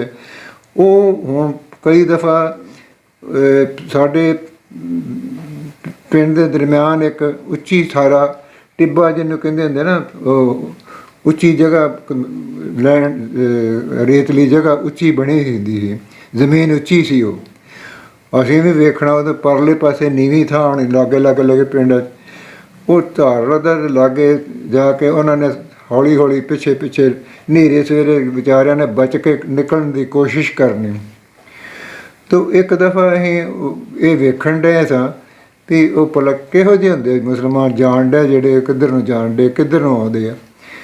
ਅਤੇ ਉਹ ਇੱਕ ਸਰਪੰਚ ਸਾਡੇ ਪਿੰਡ ਦਾ ਹਰਨਾਮ ਸਿੰਘ ਸਰਕਾਰੀਆ, ਪਿੱਛੇ ਜੇ ਉਹਦੀ ਡੈਥ ਹੋਈ ਹੈ, ਇਹ ਐਕੂਅਲ ਹੈਪਨਿੰਗ ਹੈਗੀ ਆ, ਉਹ ਵੀ ਉੱਥੇ ਪਰੇ ਇਹ ਵੇਖਣ ਡਿਆ ਸਾਰਾ ਕੁਛ। ਅਤੇ ਉਹ ਨੇੜੇ ਚਲੇ ਗਏ, ਅਸੀਂ ਤਾਂ ਦੂਰ ਉੱਤੋਂ ਬੈਠੇ ਵੇਖਣ ਡਏ ਹਾਂ। ਅਤੇ ਉਹ ਸਾਡੇ ਕੋਈ ਜਨੂਨੀ ਲੋਕ ਜਿਹੜੇ ਸੀ ਨਾ ਸਾਡੇ, ਤੇ ਜਿਵੇਂ ਅਸੀਂ ਇੱਕ ਦੂਸਰੇ ਨੇ ਮੁਸਲਮਾਨਾਂ ਨੂੰ ਮਾਰਨ ਦਾ ਕੰਮ ਹੈਗਾ ਜੀ, ਅਸੀਂ ਰਹਿਣ ਨਹੀਂ ਦੇਣੇ, ਜਾਂ ਉਹ ਵਿਚਾਰੇ ਗਰੀਬ ਬੱਚਿਆਂ ਨਾਲ, ਜਨਾਨੀਆਂ, ਦੂਸਰੇ ਬੱਚੇ ਨਿਹੱਥੇ, ਉਹ ਹਨੇਰੇ ਸਵੇਰੇ ਬਚ ਕੇ ਨਿਕਲਣ ਦੀ ਕੋਸ਼ਿਸ਼ ਕਰਨ ਡਏ ਸੀ। ਉਹ ਤੁਰੇ ਜਾਂਦਿਆਂ ਨੂੰ ਉਹਨਾਂ ਨੇ ਮੁੰਡੇ ਟੁੱਟ ਕੇ ਪੈ ਗਏ, ਉੱਥੇ ਜਾ ਕੇ ਉਹਨਾਂ ਨੂੰ ਵੱਢਣਾ ਟੁੱਕਣਾ ਸ਼ੁਰੂ ਕਰ ਦਿੱਤਾ। ਇਹ ਸਰਪੰਚ ਨੇ ਜਾ ਕੇ ਉਹਨਾਂ ਨੂੰ ਰੋਕਣ ਦੀ ਕੋਸ਼ਿਸ਼ ਕੀਤੀ। ਅਜੇ ਗਾਂਹ ਗਿਆ ਤੇ ਇੱਕ ਮੁੰਡਾ ਜਵਾਨ ਸੀ, ਥੋੜ੍ਹਾ ਜਿਹਾ 12-14 ਸਾਲ ਦਾ, 12 ਕੁ ਸਾਲ ਦਾ, ਉਹ ਭੱਜ ਕੇ ਇਹਦੇ ਗਲ ਨੂੰ ਜੱਫੀ ਪਾ ਲਈ ਉਹਨੇ, ਬਾਪੂ ਮੈਨੂੰ ਬਚਾ ਲਾ, ਮੈਨੂੰ ਬਚਾ ਲਾ। ਇਹਨੂੰ ਤਰਸ ਆਇਆ, ਇਹ ਵਿਚਾਰਾ ਉਹਨੂੰ ਨਾਲ ਲੈ ਆਇਆ। ਕਾਫੀ ਦੇਰ ਸਰ ਉਹ 5-6 ਸਾਲ ਇੱਥੇ ਰਹਿੰਦਾ ਰਿਹਾ ਨਾਲ, ਜਿਸ ਤਰ੍ਹਾਂ ਘਰ ਦੇ ਬੱਚੇ ਰਹਿੰਦੇ ਆ। ਫਿਰ ਉਹ ਮਿਲਟਰੀ ਪਾਕਿਸਤਾਨੀ ਆਉਂਦੀ ਸੀ, ਉਹ ਜਿਹੜੇ ਇੱਥੇ ਕਿ ਮੁਸਲਮਾਨ ਰਹਿ ਜਾਂਦੇ ਸੀ ਨਾ ਪਿੰਡਾਂ ਦੇ ਵਿੱਚ, ਉਹਨਾਂ ਨੂੰ ਵੀ ਉਹ ਲਿਜਾਉਣ ਡਏ ਸੀ ਸੇਫਲੀ ਵਾਪਸ ਉੱਥੇ ਪਹੁੰਚਾ ਸਕੀਏ। ਕਈਆਂ ਨੇ ਜਨਾਨੀਆਂ ਬਦੋ-ਬਦੀ ਘਰਾਂ 'ਚ ਰੱਖ ਲਈਆਂ ਸੀ ਮੁਸਲਮਾਨੀਆਂ, ਉਹਨਾਂ ਨੂੰ ਵੀ ਉਹ ਵਿੱਚੋਂ ਕੱਢ ਕੇ ਜ਼ਬਰਦਸਤੀ ਤੇ ਫਿਰ ਉਹ ਪਾਕਿਸਤਾਨ ਪਹੁੰਚਾਉਣ ਦੀ ਕੋਸ਼ਿਸ਼ ਕਰਦੇ। ਉਹਨਾਂ ਨੇ ਫਿਰ ਆ ਕੇ ਜਦੋਂ ਇੱਕ ਵਾਰ ਇਹ ਰੇਡ ਕੀਤਾ ਪਿੰਡ 'ਤੇ ਉਹ ਉਸ ਮੁੰਡੇ ਨੂੰ ਵੀ ਨਾਲ ਲੈ ਗਏ, ਨਾਲ ਜਨਾਨੀਆਂ ਜਿਹੜੀਆਂ ਲੋਕਾਂ ਨੇ ਰੱਖੀਆਂ ਸੀ 1-2-3 ਜਾਣਿਆਂ, ਉਹਨਾਂ ਨੂੰ ਵੀ, ਲੇਡੀਜ਼ ਨੂੰ ਆਪਣੇ ਪਾਕਿਸਤਾਨ ਪਹੁੰਚਾ ਦਿੱਤਾ ਉਹਨਾਂ ਨੇ। ਇੱਕ ਇਨਸੀਡੈਂਟ ਸੀ। ਦੂਸਰਾ, ਅਸੀਂ ਜਦੋਂ ਇਹ ਵੀ ਸਾਨੂੰ ਹੁੰਦਾ ਵੀ ਲਾਗੇ ਸਕੂਲ ਪੜ੍ਹਦੇ ਰਹਿੰਦੇ ਤੇ ਪੜ੍ਹਾਉਣਾ ਉੱਥੇ ਕਿ ਸਕੂਲ ਤਾਂ ਬੰਦ ਹੁੰਦੇ ਸੀ ਉਦੋਂ। ਅਸੀਂ ਫਿਰ ਵੇਖਣ ਚੱਲ ਜਾਣਾ, ਪਤਾ ਅਫਵਾਹਾਂ ਤਾਂ ਉੱਡੀ ਜਾਂਦੀਆਂ ਕਿ ਮੁਸਲਮਾਨ ਜਾ ਰਹੇ ਆ, ਮੁਸਲਮਾਨ ਜਾ ਰਹੇ ਆ। GT ਰੋਡ ਜਿਹੜਾ 2-3 ਕਿਲੋਮੀਟਰ ਸਾਡੇ ਪਿੰਡ ਤੋਂ ਦੂਰ ਸੀਗਾ, ਛੋਟੇ ਛੋਟੇ ਮੁੰਡਿਆਂ ਨੇ ਇਕੱਠੇ ਹੋ ਕੇ ਵੇਖਣ ਜਾਣਾ ਵੀ ਕਿਸ ਤਰ੍ਹਾਂ ਜਾਂਦੇ ਆ। ਉਹਨਾਂ ਨੇ ਤੁਰ ਕੇ ਵਿਚਾਰਾ ਤੁਰੇ ਜਾਣਾ ਤੇ ਰਸਤੇ 'ਚ ਕਿਤੋਂ ਪਾਣੀ ਮਿਲ ਗਿਆ, ਪਾਣੀ ਪੀਣ ਨੂੰ। ਕੋਈ ਕਹਿੰਦੇ ਆ ਕਿ ਅਸੀਂ ਸਾਨੂੰ ਅੱਖੀਂ ਤੇ ਨਹੀਂ ਵੇਖਿਆ, ਪਰ ਲੋਕਾਂ ਨੇ ਵੱਡਿਆਂ ਨੇ ਕਈਆਂ ਨੇ ਪਾਣੀ ਵੇਚਿਆ ਉਹਨਾਂ ਦੇ ਕੋਲ ਪੈਸੇ ਲੈ ਕੇ, ਵੀ ਕੋਈ ਕਿੰਨੇ ਪੈਸੇ ਲੈ ਕੇ ਗਲਾਸ ਦਿੱਤਾ, ਕਿੰਨੇ ਪੈਸੇ ਲੈ ਕੇ ਗਲਾਸ ਦਿੱਤਾ। ਇਹ ਵੀ ਗੱਲ ਜਿਹੜੀ ਹੈ ਇਹ ਬਾਅਦ 'ਚ ਅਸੀਂ ਰੀਅਲਾਈਜ਼ ਕੀਤੀ ਵੀ ਇਹ ਇਸ ਤਰ੍ਹਾਂ ਵੀ ਹੋਇਆ ਸੀ ਉੱਥੇ। ਤਾਂ ਇੱਕ ਦਫਾ ਦਾ ਰੌਲੇ ਜਿਸ ਤਰ੍ਹਾਂ ਇਹ ਕਮਿਊਨਲ ਰਾਈਟਸ ਬਣ ਗਏ ਸੀ ਨਾ ਕਿ ਮੁਸਲਮਾਨ ਹਿੰਦੂ ਸਿੱਖਾਂ ਦਾ ਜਿਸ ਤਰ੍ਹਾਂ ਵਿਰੋਧ ਚੱਲ ਪਿਆ ਸੀਗਾ ਨਾ, ਅਤੇ ਇਹਦੇ ਸਾਡੇ 'ਚ ਅਫਵਾਹਾਂ ਬੜੀਆਂ ਚੱਲ ਪਈਆਂ ਸੀ। ਪਿੰਡਾਂ ਦੇ ਲੋਕ ਹੁਣ ਸਾਡੇ ਪਿੰਡ 'ਚ ਇਹ ਕਈ ਹੈ ਵੇਖਣਾ ਵੀ ਪਹਿਰਿਆਂ ਦੇ ਉਹਨਾਂ ਦੇ ਜਿਵੇਂ ਫਰਜ਼ੀ ਪਹਿਰੇ ਲਗਾ ਦਿੱਤੇ, ਤੁਸੀਂ ਐਂ ਮੋੜ 'ਤੇ ਇਕੱਠੇ ਰਹੋ, ਮੁਸਲਮਾਨ ਇੱਧਰੋਂ ਨਾ ਪੈ ਜਾਣ, ਮੁਸਲਮਾਨ ਇੱਧਰੋਂ ਨਪਾਰੜਾਂ ਵੱਲੋਂ ਨਾ ਆ ਜਾਣ, ਮੁਸਲਮਾਨ ਭੋਰਸ਼ੀ ਵੱਲੋਂ ਨਾ ਆ ਜਾਣ। ਅਤੇ ਉਹਨਾਂ ਨੇ ਕਈ ਵਾਰ ਇੱਕ ਵਾਰ ਦੀ ਗੱਲ ਕਿ ਰਾਤ ਨੂੰ 8 ਵਜੇ ਹੁਣ ਜਦੋਂ ਰੌਲਾ ਪੈਣ ਡਿਆ ਇਸ ਤਰ੍ਹਾਂ, ਅਤੇ ਅਸੀਂ ਵੀ ਬਚਾ ਕੇ ਘਰੋਂ ਚੋਰੀ ਜਾਣ ਤਾਂ ਨਹੀਂ ਦਿੰਦੇ, ਪਰ ਨਿਕਲ ਕੇ ਅਸੀਂ ਵੀ ਵੇਖਣ ਤੁਰ ਪਏ ਵੀ ਕੀ ਹੋਣ ਡਿਆ। ਲੋਕ ਉੱਥੇ ਇਕੱਠੇ ਹੋਏ ਬਾਹਰ, ਅਤੇ ਛੱਜਲਵੱਡੀ ਦੇ ਰਸਤੇ ਦੇ ਉੱਤੇ ਇੱਧਰੋਂ ਆਉਣ ਮੁਸਲਮਾਨ, ਇੱਧਰੋਂ ਨਾ ਆ ਪੈਣ। ਅਤੇ ਉਹ ਇਹ ਚੱਲਣ ਡੀਆਂ ਇਹ ਗੱਲਾਂ। ਅਤੇ ਫਿਰ ਇਹ ਗਹਿਲ ਸਿੰਘ ਦਾ ਸਨ, ਮੈਂ ਉਦੋਂ 8-9 ਸਾਲ ਦੇ ਬੱਚੇ ਉਹਨੇ ਸੁਣਿਆ ਕਿ ਨਾ ਕਿ ਇਹ ਸੁਣਿਆ ਮੈਨੂੰ ਗਹਿਲ ਸਿੰਘ ਆਇਆ ਜੀ, ਉਹਨੇ ਉੱਚੀ ਬੋਲ ਕੇ ਸਾਰਿਆਂ ਨੂੰ ਅਨਾਊਂਸ ਕੀਤਾ ਵੀ ਜਾਓ, ਕੋਈ ਮਾਰਨ ਨਹੀਂ ਆਇਆ, ਨਾ ਕਿਨੇ ਆਉਣਾ, ਅਤੇ ਤੁਸੀਂ ਇਸ ਝਗੜੇ 'ਚ ਨਾ ਪਾਓ, ਤੁਸੀਂ ਆਰਾਮ ਨਾਲ ਘਰਾਂ 'ਚ ਬੈਠੋ, ਕੋਈ ਮੁਸਲਮਾਨ ਤੁਹਾਨੂੰ ਮਾਰਨ ਨਹੀਂ ਆਊਗਾ। ਇਹ ਇੱਕ ਅਸੀਂ ਵੇਖਿਆ ਅੱਖਾਂ ਦੇ ਨਾਲ, ਇਹ ਗੱਲ ਆਪ ਸੁਣੀ ਆ। ਅਤੇ ਇੱਕ ਪ੍ਰੈਜੂਡਿਸ ਲੋਕਾਂ ਦਾ ਇੰਨਾ ਹੋਇਆ ਸੀਗਾ ਵੀ ਜਿਸ ਤਰ੍ਹਾਂ ਮੁਸਲਮਾਨ ਨੇ ਮਾਰ ਕੇ ਤੇ ਤਰ੍ਹਾਂ ਅਸੀਂ ਕੋਈ ਇਨਾਮ ਪੈਦਾ ਕਰਨਾ ਹੁੰਦਾ ਵੀ ਮੈਂ ਇੰਨੇ ਮਾਰੇ, ਮੈਂ ਉਹਨੇ ਮਾਰੇ। ਇਹ ਵੀ ਲੋਕਾਂ ਦੇ ਵਿੱਚ ਇਹ ਹੈਗੀ ਸੀ। ਅਤੇ ਸਾਡੇ ਪਿੰਡ ਦਾ ਇੱਕ ਨਾ ਮੰਦਾ ਸੱਕਾ, ਮੋਟੇ ਹੱਡ ਪੈਰ ਦੇ ਜਵਾਨ ਤਕੜਾ ਸੀ। ਅਸੀਂ ਮੇਰੇ ਖਿਆਲ ਉਸ ਕੋਲ ਤੀਸਰੀ ਚੌਥੀ ਸਾਡੀ ਅਸੀਂ ਪੜ੍ਹਦੇ ਸੀ। ਅਤੇ ਇਹ ਪਤਾ ਲੱਗਾ ਵੀ ਉਹਨੂੰ ਨਾ, ਉਹ ਪਿੰਡ ਵਿਚਾਰਾ ਇਕੱਲਾ ਰਹਿੰਦਾ ਸੀ ਸਾਡੇ ਕੋਲ ਵੀ ਇੱਥੇ, ਅਤੇ ਕੋਈ ਮੁੰਡੇ ਸ਼ਰਾਰਤੀਆਂ ਨੇ ਉਹਨੂੰ ਲੈ ਕੇ ਚੱਲ ਮੈਂ ਤੈਨੂੰ ਛੱਡ ਆਉਂਦੇ ਆ, ਅਤੇ ਉਹਨੂੰ ਬਾਹਰਾਂ 'ਚ ਖੜ੍ਹ ਕੇ ਅਤੇ ਉਹਨੂੰ ਮਾਰ ਦਿੱਤਾ। ਅਤੇ ਅਸੀਂ ਫਿਰ ਇਹ ਵੀ ਅਫਵਾਹ ਉੱਡ ਜਾਂਦੀ ਵੀ ਉਹਨੇ ਫਲਾਣੇ ਥਾਂ ਮਾਰਿਆ ਸੀ, ਮਾਰ ਕੇ ਸੁੱਟ ਦਿੱਤਾ। ਉਹ ਵਿਚਾਰਾ ਰੁਲਦਾ ਰਿਹਾ ਹੋਊਗਾ, ਸਾਰਾ ਠੀਕ ਹੈ। ਉਹਦੇ ਅਸੀਂ ਵੇਖਣ ਜਾਣਾ ਕਈ ਵਾਰ ਵੀ ਵੇਖੋ ਕਿੱਡਾ ਜਵਾਨ ਸੀ, ਆਹ ਜਿਹੜੇ ਹੱਡ ਪੈਰ ਉਹਦੇ ਕਿੱਡੇ ਜੋ ਮੋਟੇ ਸੀ। ਬੱਚਿਆਂ ਦੇ ਤੌਰ 'ਤੇ ਦੇਖਣ ਜਾਣਾ, ਇਹ ਮੰਦੇ ਦੇ ਇਹ ਹੱਡ ਹੋਣੇ ਜਾਂ ਉਹਦੇ ਮੰਦੇ ਦੇ ਪੈਰ ਜਾਂ ਇਹ ਗੋਡੇ ਵੇਖੋ ਕਿੰਨੇ ਹੈਗੇ ਆ, ਜਾਂ ਇਹ ਜੋੜ ਕਿੰਨੇ ਹੈਗੇ, ਜਵਾਨ ਤਕੜਾ ਸੀ, ਸਾਰਾ ਠੀਕ। ਅਤੇ ਇਹ ਮਤਲਬ ਇਹ ਪ੍ਰੈਜੁਡਿਸ ਉਦੋਂ ਲੋਕਾਂ ਦੇ ਵਿੱਚ ਕਮਿਊਨਲ ਰਾਈਟਸ ਦੀ ਸ਼ਕਲ ਰਹਿ ਗਈ ਸੀ ਵੀ ਅਸੀਂ ਜਿਸ ਤਰ੍ਹਾਂ ਉਹਨਾਂ ਨੂੰ ਮਾਰ ਦੇਣਾ, ਉਹਨਾਂ ਨੇ ਮਾਰ ਦੇਣਾ। ਸਾਡੇ ਪਤਾ ਨਹੀਂ ਉੱਧਰੋਂ ਕੀ ਹੋਇਆ ਹੋਵੇਗਾ, ਉੱਧਰ ਵੀ ਇਹੋ ਕੁਛ ਹੋਇਆ ਹੋਵੇਗਾ। ਅਤੇ ਕਈ ਦਫਾ ਹੁਣ ਗੱਡੀ ਜਿਹੜੀ ਹੈ ਨਾ ਜਾਣ ਡਈ, ਮਿਲਟਰੀ ਦੀ ਜਾਣ ਡਈ ਹੈ, ਅਤੇ ਮੁਸਲਮਾਨ ਵੀ ਘੱਟ ਨਹੀਂ ਕਰਨ ਡੇ, ਉਹ ਗੋਲੀਆਂ ਚਲਾਉਂਦੇ ਜਾਂਦੇ ਹੁਣ ਸਟੇਸ਼ਨ 'ਤੇ ਜਿੱਥੇ ਜਾਣਾ, ਜਿਸ ਤਰ੍ਹਾਂ ਬਟਾਰੀ ਆ ਗਿਆ, ਬਿਆਸ ਆ ਗਿਆ, ਟਾਂਗਰਾ ਆ ਗਿਆ। ਸਾਡੇ ਪਿੰਡ ਦਾ ਇੱਕ ਭਾਨ ਸਿੰਘ ਵਿਅਕਤੀ ਸੀ, ਉਹ ਰੇਲਵੇ ਵਰਕਸ਼ਾਪ ਦੇ ਤੋਂ ਦੀ ਸਰਵਿਸ ਸੀ, ਅਤੇ ਸ਼ਾਮ ਨੂੰ ਰੋਜ਼ ਉਹ ਪਿੰਡ ਚਲੇ ਜਾਂਦਾ ਹੈ। ਉਹ ਟਾਂਗਰੇ ਸਟੇਸ਼ਨ 'ਤੇ ਉਤਰ ਕੇ ਅਤੇ ਆਪਣਾ ਸਾਈਕਲ ਲੈਣ ਦੀ ਕੋਸ਼ਿਸ਼ ਕਰਨ ਡਿਆ, ਅਤੇ ਇੱਧਰੋਂ ਗੱਡੀ ਬਿਆਸ ਵੱਲੋਂ ਆਈ, ਪਾਕਿਸਤਾਨ ਨੂੰ ਜਾਣ ਡਈ, ਅਤੇ ਗੋਲੀਆਂ ਵਾਲਾ ਚੱਲਦੀਆਂ ਆਈਆਂ ਨੇ। ਉਹਨੇ ਵਿਚਾਰੇ ਨੇ ਬਚ ਕੇ ਉਹ ਮਮਟੀ ਦੇ ਉੱਤੇ ਪਾਣੀ ਰੱਖੀ ਜਾਂਦਾ ਪੀਣ ਵਾਸਤੇ, ਉੱਥੇ ਸਟੋਰ ਜਿਹੇ ਬਣੇ ਹੁੰਦੇ ਸੀ ਪਹਿਲਾਂ ਸਟੇਸ਼ਨਾਂ 'ਤੇ, ਘੜੇ ਵੱਡੇ ਰੱਖੇ ਹੁੰਦੇ ਸੀ।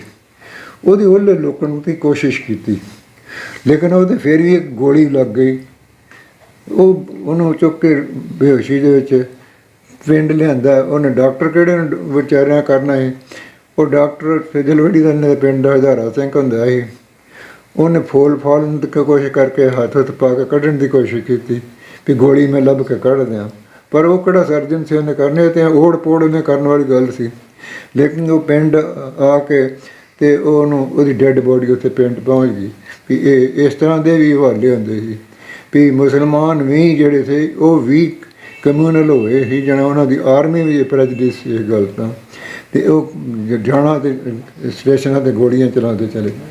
ਮੈਂ ਇਹ ਚਾਹੂੰਗਾ ਕਿ ਜਦੋਂ ਉਹਨਾਂ ਨੇ ਇੰਨਾ ਵੱਡਾ ਕੰਮ ਜਦੋਂ ਇਤਿਹਾਸ ਦੇ ਵਿੱਚ ਕਰਦੇ ਆ ਕਿ ਆਪਣੀ ਜਾਨ ਦੀ ਆਹੂਤੀ ਦੇ ਕੇ ਉਹਨਾਂ ਲੋਕਾਂ ਨੂੰ ਬਚਾਉਣ ਦੀ ਕੋਸ਼ਿਸ਼ ਕੀਤੀ ਹੈ, ਤੁਸੀਂ ਇੱਕ ਪਰਿਵਾਰਕ ਹਵਾਲੇ ਤੋਂ ਸਾਨੂੰ ਦੱਸੋ ਕਿ ਕੀ ਕੋਈ ਪਾਰਟੀਸ਼ਨ ਤੋਂ ਬਾਅਦ ਕੋਈ ਉੱਧਰੋਂ ਵੀ ਆਣ ਕੇ ਪਰਿਵਾਰ ਨੂੰ ਮਿਲਣ ਦੀ ਜਾਂ ਪਿੰਡ ਜਾ ਕੇ ਕਿਸੇ ਕਿਸਮ ਦੀ ਕੋਈ ਇਸ ਤਰ੍ਹਾਂ ਦਾ ਰਾਬਤਾ ਵੀ ਬਣਿਆ ਕਦੀ ਕਿ ਕੋਈ ਉੱਧਰੋਂ ਕੋਈ ਆਇਆ ਹੋਵੇ ਤੇ ਆਪਣੇ ਤੁਹਾਡੇ ਨਾਲ ਕੋਈ ਸਾਂਝ ਕਿਸੇ ਤਰੀਕੇ ਨਾਲ, ਚਾਹੇ ਲੇਖਕ ਵਰਗੀ ਹੋਵੇ, ਬੇਸ਼ੱਕ ਕੋਈ ਲੇਖਕ ਵਰਗੀ ਸਾਡੇ ਕੋਲ ਆਇਆ ਹੋਵੇ, ਕੋਈ ਇਸ ਤਰ੍ਹਾਂ ਦੀ ਸਾਂਝ ਵੀ ਕਦੀ ਬਣਦੀ ਹੈ ਇੰਨੇ ਵਰ੍ਹਿਆਂ 'ਚ?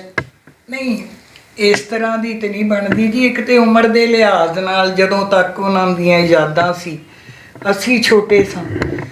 ਬਹੁਤੀ ਵੱਡੀ ਗੱਲ ਆ ਕਿ ਆਉਣ ਜਾਣ ਦਾ ਇੰਜ ਨਹੀਂ, ਪਰ ਇਹ ਗੱਲ ਮਾਣ ਵਾਲੀ ਆ ਸਾਡੇ ਲਈ ਵੀ ਜਦੋਂ ਵੀ ਕੋਈ ਇੱਥੋਂ ਗਿਆ, ਕਾਫੀ ਦੇਰ ਪਹਿਲਾਂ ਪ੍ਰਿੰਸੀਪਲ ਨਰੋਤਮ ਸਿੰਘ ਹੋਰੀ ਤੇ ਡਾਕਟਰ ਸ਼ਮੀਰ ਸਿੰਘ ਖਾਲਸਾ ਕਾਲਜ ਦੇ ਜਿਹੜੇ ਹਿੰਦੀ ਦੇ ਰਹੇ ਆ, ਇਹ ਗਏ ਸੀ ਨਨਕਾਣਾ ਸਾਹਿਬ, ਜਿੱਦਾਂ ਅਕਸਰ ਅਸੀਂ ਜਾਂਦੇ ਤੀਰਥ ਯਾਤਰਾ ਲਈ ਸਾਰੇ।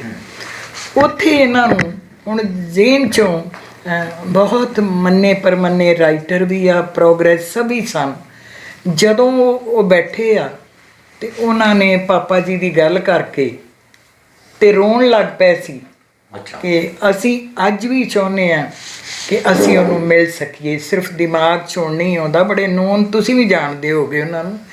ਇਸੇ ਤਰ੍ਹਾਂ ਹੀ ਉਹਨਾਂ ਦੀ ਸ਼ਹੀਦੀ ਦਾ ਇੱਦਾਂ ਸੀ ਕਿ ਪਿੱਛੇ ਜੇ ਸਾਡੀ ਇੱਕ ਰਾਈਟਰ ਆ ਰਾਜਵੰਤ ਬਾਜਵਾ, ਉਹ ਉੱਥੇ ਚਲੀ ਗਈ ਕੈਨੇਡਾ ਤੇ ਵੈਨਕੂਵਰ। ਉੱਥੇ ਉਹਨੂੰ ਨਵਤੇਜ ਭਾਰਤੀ ਹੋਰੀ ਜਦੋਂ ਮਿਲੇ ਆ, ਤੇ ਕਿਉਂਕਿ ਉਹਨਾਂ ਨੇ ਸਾਰੇ ਹਾਲ ਵੇਖੇ ਹੋਏ ਸਨ, ਰਾਈਟਰ ਆ ਬੜੇ ਵੱਡੇ ਕਵੀ ਤੁਸੀਂ ਸਮਝ, ਉਹ ਇੱਕਦਮ ਜਦੋਂ ਉਹਨੇ ਗੱਲ ਕੀਤੀ ਵੀ ਉੱਥੇ ਭੈਣ ਜੀ ਇਕਬਾਲ ਹੈ ਕੁੱਦਾਂ, ਤੇ ਉਹਨਾਂ ਕਿਹਾ ਉਹਨਾਂ ਦੇ ਪਿਤਾ ਜੀ ਤਾਂ ਸਾਰਾ ਸਾਨੂੰ ਕਹਾਣੀ ਪਤਾ ਹੈ, ਪਰ ਉਹਨਾਂ ਦੇ ਪਰਿਵਾਰ 'ਚੋਂ ਕੋਈ ਹੈ ਅਸੀਂ ਜਾਣਨਾ ਚਾਹੁੰਦੇ। ਇਹਨੇ ਫਿਰ ਦੱਸਿਆ ਹਾਂ ਭੈਣ ਜੀ ਹੈਗੇ ਆ। ਮੇਰਾ ਮਤਲਬ ਉਹ ਮੈਨੂੰ ਨਾਮ ਨਹੀਂ ਭੁੱਲਦਾ, ਲੇਕਿਨ ਅੱਜ ਵੀ ਜਦੋਂ ਮੈਂ ਬੜੀ ਵਾਰ ਹਰ ਇੱਕ ਨੂੰ ਕਿਹਾ ਕਿ ਪਾਕਿਸਤਾਨ ਜਾਣ ਦਾ ਬਣਾਓ, ਅਜੇ ਉੱਥੇ ਕੁਝ ਦੇਸ਼ ਭਗਤ ਵਿਚਾਰਾਂ ਦੇ ਰਾਈਟਰ ਹੈਗੇ ਮੇਰੇ ਨੌਲੇਜ 'ਚ ਆਉਂਦਾ ਹੈ, ਮੈਨੂੰ ਸਿਰ ਭੁੱਲਦਾ ਹੈ, ਜਿਹੜੇ ਪਾਪਾ ਜੀ ਨੂੰ ਜਾਣਦੇ ਆ। ਪਰ ਉੱਧਰੋਂ ਆਉਣ ਦਾ ਕਿਉਂਕਿ ਪਰਿਵਾਰ ਕਿਤੇ ਚਲਾ ਗਿਆ, ਬੀਜੀ ਇਕੱਲੇ ਸਨ।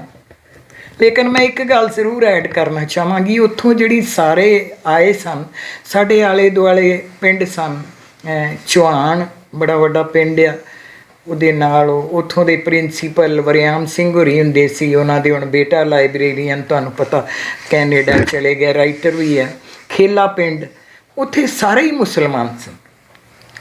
ਲੇਕਿਨ ਅਸੀਂ ਇੱਕ ਮਨ ਵਿੱਚ ਉਹ ਆਪਣੀ ਫਿਰਕੂ ਸੋਚ ਰੱਖੀ ਆ, ਪਰ ਜਦੋਂ ਤੱਕ ਉਹ ਸਨ ਮੇਰੇ ਬੀਜੀ ਨੂੰ ਕੋਈ ਵੀ ਨਹੀਂ ਸੀ ਧਿਆਨ ਫਿਕਰ ਕਿਸੇ ਗੱਲ ਦਾ। ਪਾਪਾ ਜੀ ਨੂੰ ਵੀ ਨਹੀਂ, ਉਹ ਤਾਂ ਰਹਿੰਦੇ ਹੀ ਬਾਹਰ ਸੀ, ਜ਼ਮੀਨ ਬੜੀ ਸੀ। ਲੇਕਿਨ ਉਸ ਤੋਂ ਬਾਅਦ ਬੀਜੀ ਨੂੰ ਫਿਕਰ ਪਿਆ, ਅਤੇ ਜਦੋਂ ਇਹ ਪਾਕਿਸਤਾਨ ਤੋਂ ਆ ਗਏ, ਜ਼ਿਆਦਾ ਕੰਬੋਜ਼ ਸਨ, ਕੰਬੋਜ਼ ਬਰਾਦਰੀ, ਅਤੇ ਬੀਜੀ ਇੱਕੋ ਗੱਲ ਕਹਿੰਦੇ ਹੁੰਦੇ ਸੀ ਕਿ ਇਹਨਾਂ ਦੇ ਆ ਜਾਣ ਨਾਲ ਮੈਨੂੰ ਹੁਣ ਇਹ ਪੈਲੀਆਂ ਦਾ ਵੱਟਾਂ ਦਾ ਮੈਨੂੰ ਫਿਕਰ ਹਟ ਗਿਆ ਕਿ ਇਹ ਐਸੇ ਲੋਕ ਹੈ। ਕਹਿਣ ਤੋਂ ਮਤਲਬ ਵੀ ਉਹ ਵੀ ਚੰਗੇ ਸਨ ਗਏ, ਇਹ ਵੀ ਚੰਗੇ ਸਨ, ਪਰ ਪਤਾ ਨਹੀਂ ਇਹ ਫਿਰਕੂ ਸੋਚ ਤੁਸੀਂ ਕਿਤਾਬ ਪੜ੍ਹੀ ਹੋਈ ਕਹਾਣੀਆਂ 'ਤੇ ਉਹ ਅੰਨ੍ਹਿਆ ਕਰ ਦਿੰਦੀ ਆ ਉਸ ਵੇਲੇ ਭਰਾ ਨੂੰ ਨਹੀਂ। ਸਾਡੇ ਬਿਲਕੁਲ ਗੁਆਂਢ ਰਿਟਾਇਰਡ DC ਰਹਿੰਦੇ ਸੁਰਿੰਦਰਜੀਤ ਸੰਧੂ, ਉਹਨਾਂ ਦੀ ਕਹਾਣੀ ਵੀ ਹੈ ਵਿੱਚ ਬਹੁਤ ਵਧੀਆ ਕਹਾਣੀ, ਅੱਖੀਂ ਵੇਖੀ ਹੋਈ ਸੁਣੀ ਹੋਈ। ਉਹ ਜਦੋਂ ਗੱਲਾਂ ਦੱਸਦੇ ਆ ਵੀ ਕਿਸ ਤਰ੍ਹਾਂ ਉਹੋ ਹੀ ਲੋਕ ਜਿਹੜੇ ਜਾਣਾ ਚਾਹੁੰਦੇ ਪਾਕਿਸਤਾਨ, ਤੇ ਉਹਨਾਂ ਨੂੰ ਉਹ ਕਹਿੰਦੇ ਜ਼ਿਮੀਂਦਾਰ ਨਹੀਂ ਤੁਸੀਂ ਸਾਡੇ ਕੋਲ ਰਹਿਣਾ, ਤੁਸੀਂ ਸਾਡੇ ਧੀਆਂ ਪੁੱਤਰ ਹੋ, ਬਦੋ ਬਦੀ ਰੱਖਦੇ ਆ। ਲੇਕਿਨ ਬਾਅਦ ਵਿੱਚ ਉਹਨਾਂ ਦਾ ਕੀ ਹਾਲ ਹੁੰਦਾ ਹੈ, ਮਤਲਬ ਜਿੱਥੋਂ ਵੀ ਤੁਸੀਂ ਗੱਲਾਂ ਸੋਚਦੇ ਹੋ ਉੱਧਰੋਂ ਆ ਕੇ ਉਹ ਫਿਰਕਾ ਪ੍ਰਸਤੀ ਦੀ ਇੱਕ ਅੱਗ ਸੀ, ਇੱਕ ਖੂਨ ਐਸਾ ਸੀ ਕਿ ਉਸ ਵੇਲੇ ਭਰਾਵਾਂ ਵਾਂਗੂ ਰਹਿੰਦੇ ਹੋਏ ਵੀ ਜਿਹੜੇ ਪਰਿਵਾਰ ਸਨ ਉਹ ਵਿਰੋਧੀ ਵੀ ਬਣ ਗਏ। ਦੂਸਰਾ ਹੋਰ ਗੱਲ ਤੁਸੀਂ ਪੜ੍ਹ ਸਕਦੇ ਹੋ, ਇਹ ਵੀ ਲੈ ਸਕਦੇ ਰਿਕਾਰਡ ਲਈ ਤੁਸੀਂ ਵੀ, ਜਿਹੜੇ ਉਹ ਆਜ਼ਾਦ ਬੁੱਕ ਡਿਪੂ ਵਾਲੇ ਆ, ਮੈਂ ਉਹਨਾਂ ਕੋਲ ਕਿਤਾਬ ਛਪਾਉਣ ਲਈ ਮੈਨੂੰ ਵਾਹ ਚੱਲ ਪੈ ਗਈ। ਤਾਂ ਮੈਂ ਕਿਹਾ ਇੱਥੇ ਇੱਕ ਬਜ਼ੁਰਗ ਹੁੰਦੇ ਸੀ ਮੋਹਨ ਸਿੰਘ ਹੋਰੀ ਕੁਛ ਕਹਿੰਦੇ, ਫਿਰ ਪਤਾ ਲੱਗਾ ਕਿ ਆਜ਼ਾਦ ਭਾਰਤੀ ਉਹਦੀ ਕਹਾਣੀ ਹੈ ਕਿ ਕਿਸ ਤਰ੍ਹਾਂ ਉਹ ਲਾਹੌਰ ਵਿੱਚ ਉਹਨਾਂ ਦੀ ਬੁੱਕ ਸੀ, ਕਿਸ ਤਰ੍ਹਾਂ ਹਨੀਫ ਮੁਸਲਮਾਨ ਸੀ।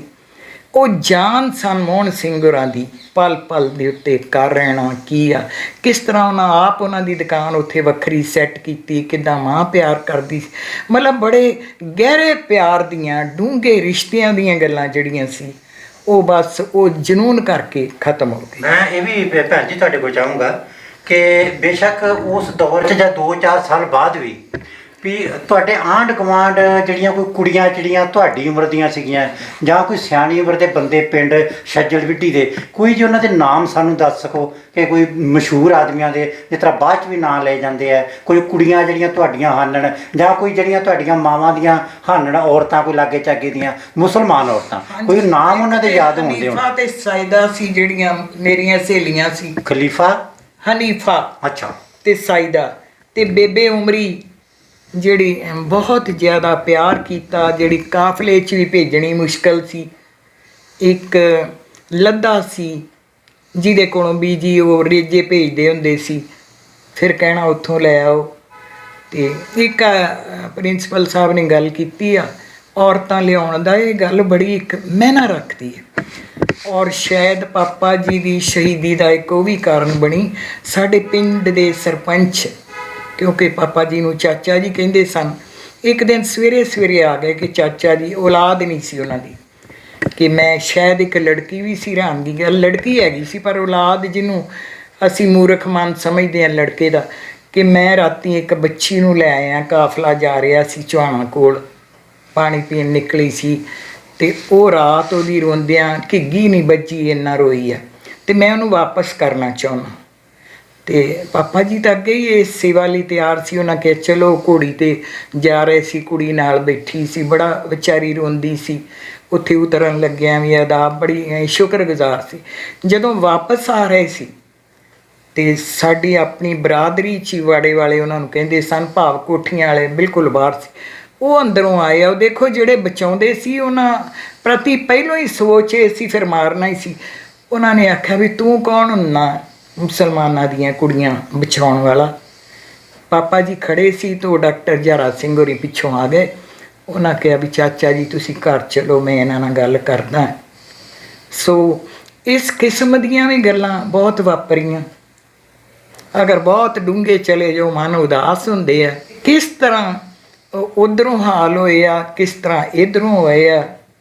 ਇਹ ਔਰਤਾਂ ਦੀ ਕੀ ਹਾਲਤ ਹੋਈ ਆ, ਧੀਆਂ ਦਾ। ਸਾਡੇ ਪਿੰਡ ਵੀ ਇਹ ਬੜੀ ਜ਼ਰੂਰੀ ਘਟਨਾ ਹੈ ਕਿ ਉਹ ਅਜੇ ਸੋਚ ਹੀ ਰਹੇ ਸੀ, ਪਾਪਾ ਜੀ ਸਾਰਿਆਂ ਨਾਲ ਸਲਾਹ ਕਰਕੇ, ਹਿੰਦੂ ਵੀ ਸਨ, ਪੰਡਤ ਵੀ, ਸਿੱਖ ਵੀ, ਟਾਂਗੇ ਵਾਲੇ ਵੀ, ਕਿ ਇਹਨਾਂ ਨੂੰ ਪਹੁੰਚਾ ਦਈਏ ਅੱਜ।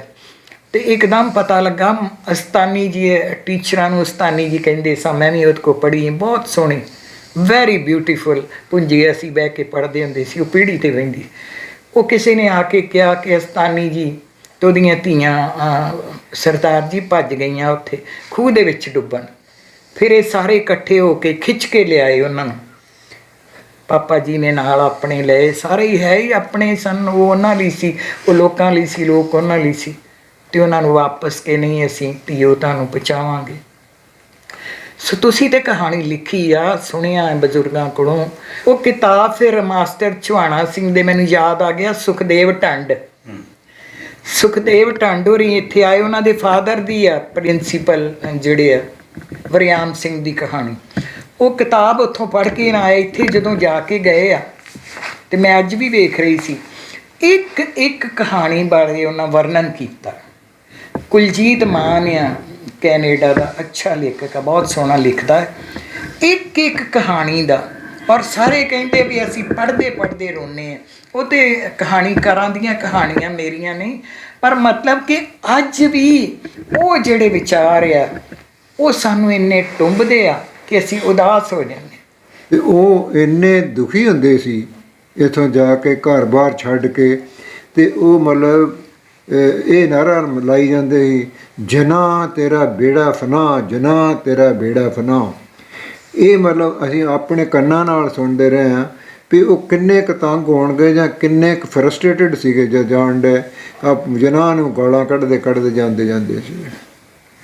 ਦੇਖੋ, ਸਾਨੂੰ ਇਹ ਵੀ ਬੜਾ ਮਾਣ ਹੈ ਤੁਹਾਡੇ 'ਤੇ ਕਿ ਜਿੱਥੇ ਤੁਸੀਂ ਯੂਨੀਵਰਸਿਟੀ ਦੇ ਵਿੱਚ ਬਹੁਤ ਉੱਚ ਪੱਧਰ ਦਾ ਵਿਦਿਆਰਥੀ ਪੈਦਾ ਕੀਤੇ ਆ, ਵੱਡੇ ਸਕਾਲਰ ਪੈਦਾ ਕੀਤੇ ਨੇ, ਵਿਦਵਾਨ ਪੈਦਾ ਕੀਤੇ ਨੇ। ਉੱਥੇ ਲੋਕ ਧਾਰਾ 'ਚ ਬਹੁਤ ਕੰਮ ਹੈ ਤੁਹਾਡਾ, ਲੋਕ ਬੋਲੀਆਂ ਦੇ ਵਿੱਚ ਬਹੁਤ ਕੰਮ ਹੈ ਤੁਹਾਡਾ, ਲੇਕਿਨ ਉਹਦੇ ਤੋਂ ਵੀ ਉੱਤੇ ਤੁਸੀਂ ਇੱਕ ਸਾਹਿਤਕਾਰ ਹੋ। ਤੁਸੀਂ ਕਹਾਣੀਆਂ ਰਚੀਆਂ ਨੇ, ਤੁਸੀਂ ਬਹੁਤ ਸਾਰੇ ਇਹ ਜਿਹੜੇ ਆਰਟੀਕਲ ਨੇ ਵੱਖ-ਵੱਖ ਜ਼ਬਾਨਾਂ ਦੇ ਤੁਸੀਂ ਮੈਗਜ਼ੀਨਾਂ 'ਚ ਤੁਹਾਡੇ ਛਪਦੇ ਰਹੇ ਆ। ਤੁਸੀਂ ਨਵੇਂ ਜਿਹੜੇ ਸਾਹਿਤਕ ਪੂਰ ਸਾਡੇ ਕੋਲ ਹੁਣ ਆ ਰਿਹਾ, ਉਹਦੇ ਹਵਾਲੇ ਦੇ ਨਾਲ ਜੇ ਕੋਈ ਗੱਲ ਸਾਡੇ ਨਾਲ ਸਾਂਝੀ ਕਰਨੀ ਚਾਹੋ ਕਿ ਜੋ ਨਵੇਂ ਲਿਖਣ ਵਾਲੇ ਮੇਰੀ ਪੀੜ੍ਹੀ ਦੇ ਨੇ ਜਾਂ ਮੇਰੇ ਬਰਾਬਰ ਜਿਹੜੇ ਲਿਖਣ ਵਾਲੇ ਨੇ, ਲਿਖਣ ਪੜ੍ਹਨ ਵਾਲੇ ਨੇ, ਕੋਈ ਇੱਕ ਅੱਧੀ ਗੱਲ ਜੇ ਉਹਨਾਂ ਨੂੰ ਕਹਿਣੀ ਚਾਹੋ ਆਪਣੇ ਵੱਲੋਂ ਤਾਂ। ਥੋੜ੍ਹੀ ਝਿਜਕ ਜਿਹੀ ਵੀ ਮਹਿਸੂਸ ਹੁੰਦੀ ਆ, ਪਰ ਜਦੋਂ ਅਸੀਂ ਪੜ੍ਹੇ ਹਾਂ ਜਾਂ ਜਿਨ੍ਹਾਂ ਕੋਲ ਨਹੀਂ ਵੀ ਪੜ੍ਹੇ, ਜਿਨ੍ਹਾਂ ਦੇ ਨਾਲ ਰਹੇ ਹਾਂ, ਜਾਂ ਹੋਰ ਵੀ ਰਾਈਟਰਸ, ਤੁਹਾਨੂੰ ਹੀ ਪਤਾ ਪੰਜਾਬੀ ਲਿਟਰੇਚਰ ਕਿੰਨਾ ਅਮੀਰ ਹੈ, ਹਰ ਕਿਸਮ ਦਾ ਉਹਦੇ ਵਿੱਚ ਹੈ। ਅਤੇ ਫਿਰ ਤੁਸੀਂ ਮਹਿਸੂਸ ਇੰਝ ਕਰਦੇ ਹੋ ਕਿ ਅੱਜ ਜਿਹੜੀ ਨਵੀਂ ਪੀੜ੍ਹੀ ਹੈ ਨਾ, ਉਹ ਕਾਹਲੀ ਜ਼ਿਆਦਾ ਵਾ ਲਿਖਣ ਲਈ। ਲਿਖਣ ਤੋਂ ਪਹਿਲਾਂ ਜਾਂ ਤਾਂ ਕੁਦਰਤੀ ਤੌਰ 'ਤੇ ਕੁਛ ਅੰਦਰ ਇੰਨਾ ਪਹਿਲੋਂ ਹੀ ਹੋਵੇ, ਤੁਹਾਡੇ ਅੰਦਰ ਕਈ ਵਾਰ ਹੁੰਦਾ ਹੈ, ਤੁਹਾਡੀ naturally writers are born, teachers are born, ਉਹ ਨਾ ਹੋਵੇ ਅਤੇ ਉਸ ਤੋਂ ਪਹਿਲਾਂ ਫਿਰ ਤੁਸੀਂ ਆਪਣੇ ਆਪ ਨੂੰ ਤਿਆਰ ਕਰੋ, ਪੜ੍ਹੋ, ਮੈਕਸੀਮਮ ਪੜ੍ਹੋ ਬਲਕਿ ਕਹਾਂਗੀ, ਫਿਰ ਤੁਸੀਂ ਲਿਖਣ ਵੱਲ ਆਓ। ਨਹੀਂ ਤਾਂ ਲੋਕ ਤਾਂ ਅੱਗੇ ਹੀ ਬਹੁਤ ਘੱਟ ਪੜ੍ਹਦੇ ਆ। ਮੈਨੂੰ ਹੈਰਾਨਗੀ ਦੀ ਗੱਲ ਹੈ ਵੀ ਇੱਥੇ ਕੋਈ ਆਪਣੇ ਕੋਰਸ ਤੋਂ ਇਲਾਵਾ ਕਿਤਾਬ ਪੜ੍ਹਨਾ ਨਹੀਂ ਚਾਹੁੰਦਾ, ਜਾਂ ਆਪਣਾ PhD ਕਰ ਲਿਆ ਉਹਦੇ ਨਾਲ ਜੁੜੀਆਂ ਹੋਣਗੀਆਂ। ਹੋਰ ਤਾਂ ਆਮ ਬਿਲਕੁਲ ਸਵਾਲ ਨਹੀਂ ਪੈਦਾ ਹੁੰਦਾ, ਲੇਕਿਨ ਮਾਲਵੇ ਦਾ ਇਲਾਕਾ, ਹੈਰਾਨ ਹੋ ਜਾਓਗੇ ਦੇਖ ਕੇ। ਵਰਿੰਦਰ ਦੇ ਨਾਲ ਦੀਵਾਨਾ ਜੁੜਦਾ ਨਾ। ਲਾਇਬ੍ਰੇਰੀਆਂ, ਇੱਕ ਹੋਰ ਹੈ ਜੀ, ਬੜਾ ਮਸ਼ਹੂਰ ਹੈ, ਬਰਗਾੜੀ ਕੁਛ, ਇਸ ਕਿਸਮ ਦਾ ਕੰਮ ਹੋ ਰਿਹਾ। ਕਿਤਾਬਾਂ ਅੱਜ ਕੱਲ੍ਹ ਤਾਂ ਕੰਸੈਸ਼ਨ 'ਤੇ ਵੀ ਦੇ ਰਿਹਾ ਹੈ, ਔਰ ਬੱਚੇ ਦੇਖੋ ਉਹ ਅਜੇ ਕਿ ਕੰਪੈਰੇਟਿਵਲੀ ਮਾਝੇ ਦੇ ਥੋੜ੍ਹਾ ਅਜੀਬ ਲੱਗਦਾ, ਪਰ ਚਲੋ ਇਲਾਕਾ ਪਛੜੇ, ਪਰ ਹੈਰਾਨ ਹੁੰਦੇ ਹੋ ਕਿ ਮੁੰਡੇ ਕੁੜੀਆਂ ਬੱਚੇ ਬਜ਼ੁਰਗ ਵੱਡੇ ਵੱਡੇ ਉੱਥੇ ਤੁਸੀਂ ਫੇਸਬੁੱਕ ਕਿਤਾਬਾਂ ਲੈ ਰਹੇ ਆ, ਪੜ੍ਹ ਕੇ ਫੇਰ ਦੇ ਰਹੇ ਆ, ਉਹ ਫ੍ਰੀ ਕਹਿੰਦੇ। ਇਹੋ ਹੀ ਗੱਲ ਫੋਰਨ ਕੰਟਰੀਜ਼ 'ਚ ਵੀ ਉਹਨਾਂ ਨੇ ਕਰ ਦਿੱਤੀ ਆ ਕਿ ਲਾਇਬ੍ਰੇਰੀਆਂ ਬਹੁਤ ਅਲਮੀਰਾ ਵਗੈਰਾ ਰਸਤਿਆਂ 'ਚ ਰੱਖਦੀਆਂ ਵੀ ਇਹ ਕਿਤਾਬਾਂ ਇੱਥੋਂ ਲੈ ਲਓ, ਪੜ੍ਹ ਕੇ ਇੱਥੇ ਰੱਖ ਦਿਓ। ਮੈਂ 9 ਸਾਲ ਦੀ ਸੀ ਅਤੇ ਇੱਕ ਵਾਰ ਮੈਨੂੰ ਕਾਂ ਗੁਰਾਂ ਕਿਹਾ, ਤੁਸੀਂ ਕਿੱਦਾਂ ਕਹਾਣੀ ਲਿਖਣ ਲੱਗ ਪਏ? ਮੈਂ ਉਹਨਾਂ ਨੂੰ ਕਿਹਾ, ਜੀ ਕਹਾਣੀ ਅਤੇ ਕਵਿਤਾ ਤਾਂ ਬੰਦੇ ਦੇ ਨਾਲ ਜੰਮਦੀ ਆ, ਕਹਾਣੀ ਖਾਸ ਕਰਕੇ।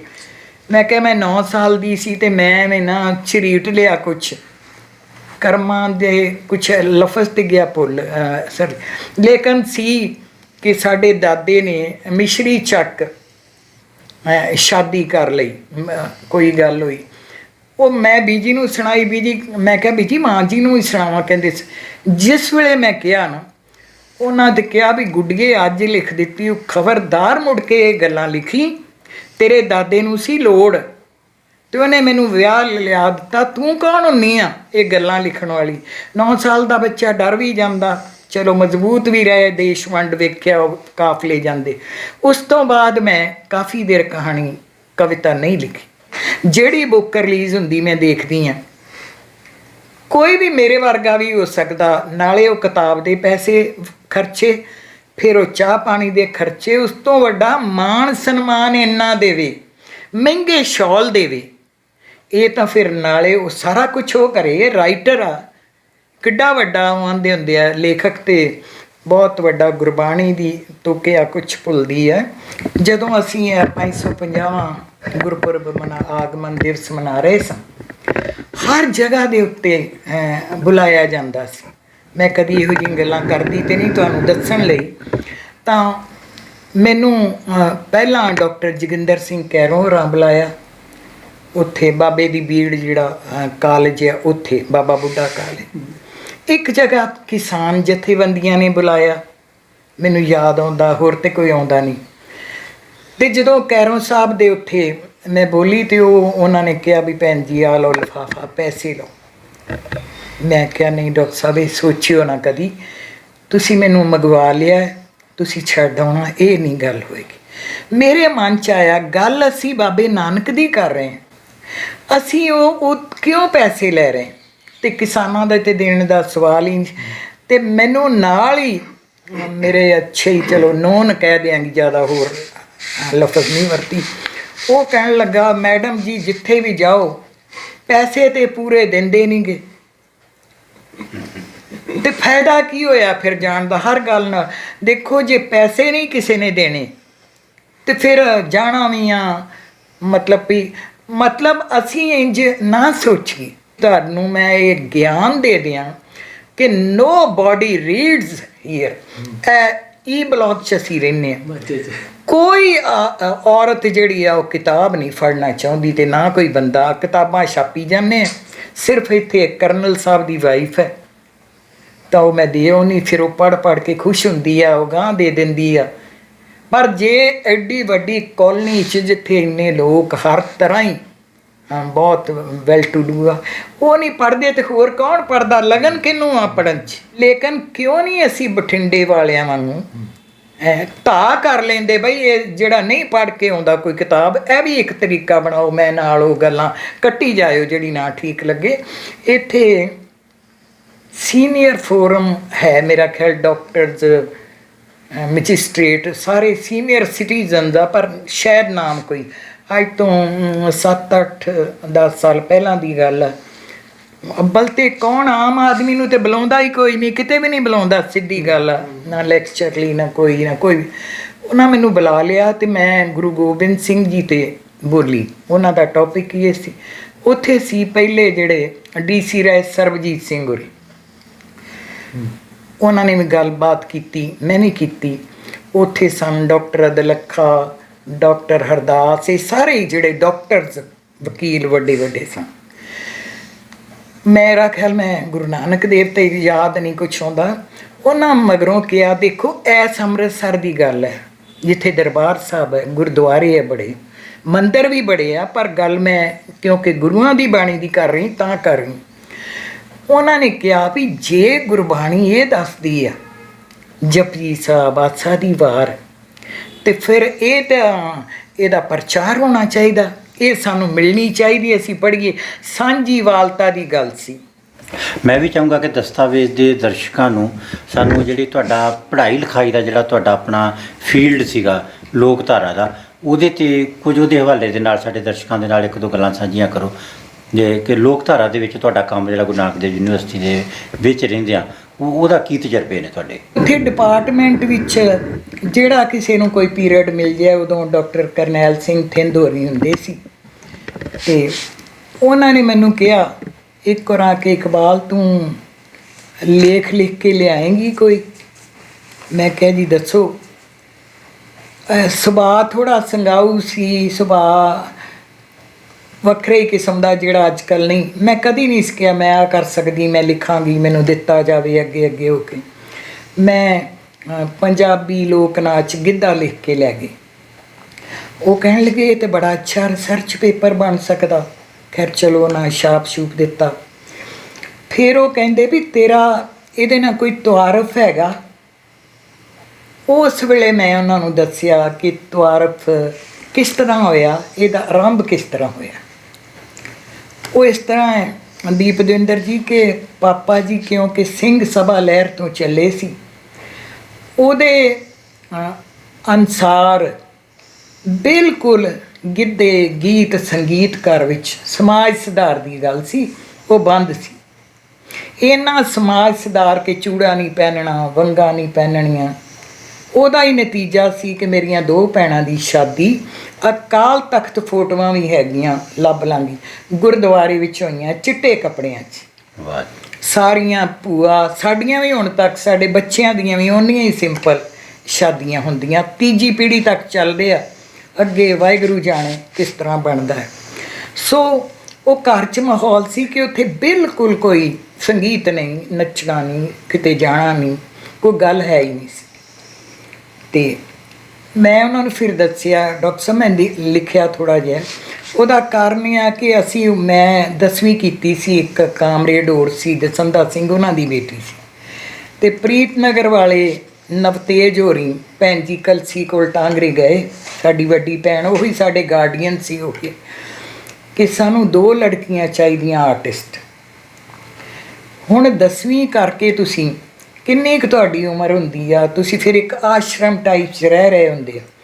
ਪਰ ਉਹ ਭੈਣ ਜੀ ਸਾਡੇ ਕਾਫੀ ਸਖਤ ਗਾਰਡੀਅਨ ਸੀ, ਡਿਕਟੇਟਰ ਕਹਿ ਦਿਆਂ ਮੈਂ ਉਹਨਾਂ ਨੂੰ ਸਾਫ।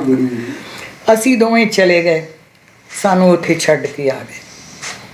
ਅਸੀਂ ਹੈਰਾਨ ਵੇਖ ਕੇ ਮਾਹੌਲ, ਖਾਸ ਕਰਕੇ ਮੈਂ ਅਜੇ ਤੱਕ ਭਾਜੀ ਅਮਰਜੀਤ ਨਾਲ ਹੱਸਦੀ ਹੁੰਦੀ ਹਾਂ ਵੀ ਭਾਜੀ ਤੁਹਾਡੀਆਂ ਕੁੰਡੀਆਂ ਮੁੱਛਾਂ, ਲੰਮਾ ਕੱਦ। ਇਹ ਅਮਰਜੀਤ ਕਿਹੜੇ? ਗੁਰਦਾਸਪੁਰੀ ਤੇ ਨਰਿੰਜਨ ਮਾਨ ਵੀ, ਪਰ ਮੈਂ ਅਮਰਜੀਤ ਗੁਰਦਾਸਪੁਰੀ ਦੀ ਗੱਲ ਤੁਹਾਡੇ ਨਾਲ ਕਰ ਰਹੀ। ਅਸੀਂ ਤੇ ਡਰਦੇ ਸਾਂ ਕਿਉਂਕਿ ਨਾ ਮਰਦਾਂ 'ਚ ਗਏ ਨਾ ਕੀ। ਚਲੋ ਹੌਲੀ ਹੌਲੀ ਜੀ ਉੱਥੇ, ਕਿਉਂਕਿ ਇਪਟਾ ਦੇ ਅੰਡਰ ਉਸ ਵੇਲੇ ਤੇਰਾ ਸਿੰਘ ਚੰਨ ਹੋਰਾਂ ਦਾ ਨਾਟਕ ਚੱਲ ਰਿਹਾ ਸੀ, ਅਮਰ ਪੰਜਾਬ, ਕਾਵਕ ਰੂਪ ਵਿੱਚ, ਅਤੇ ਉੱਥੇ ਜੋਗਿੰਦਰ ਸਿੰਘ ਬਾਹਰਲਾ ਸੀ ਜਿਹੜਾ ਹਾੜੀਆਂ ਸੌਣੀਆਂ, ਉਹ ਵੀ ਨਾਟਕ ਸੀ ਜਿਹਨੂੰ ਕਹਿੰਦੇ ਆ, ਕਾਵ ਨਾਟਕ ਸੀ ਉਹ ਸੀ। ਅਸੀਂ ਉੱਥੇ ਹੌਲੀ ਹੌਲੀ ਚਲੋ ਰਿਹਰਸਲ ਸ਼ੁਰੂ ਹੋ ਗਈ। ਸ਼ੁਰੂ ਤੋਂ ਹੀ ਥੋੜ੍ਹੀ ਜਿਹੀ ਹੈ ਗੱਲ ਨੂੰ ਜਿੱਦਾਂ ਕਰ ਲੈਣੀ। ਚਲੋ ਉਹ ਉੱਥੇ ਗਿੱਧੇ ਦਾ ਸੀ ਅਮਰ ਪੰਜਾਬ ਦੇ ਵਿੱਚ, ਕਿ ਗਿੱਧਾ ਪਾਉਣਾ, ਪਹਿਲੋਂ ਅਮਰ ਪੰਜਾਬ ਦਿਖਾਉਣਾ। ਉੱਥੇ ਜਦੋਂ ਉਹਨਾਂ ਬੋਲੀਆਂ ਸ਼ੁਰੂ ਕੀਤੀਆਂ ਨਾ, ਅਤੇ ਮੇਰੇ ਲਈ ਤਾਂ ਘਰ ਦੇ ਮਾਹੌਲ ਮੁਤਾਬਕ ਉਹ ਸੰਗ ਵਾਲੀ ਗੱਲ ਸੀ, ਉਹ ਸ਼ਬਦ ਵੀ ਅਤੇ ਗਿੱਧਾ ਪਾਉਣਾ ਵੀ।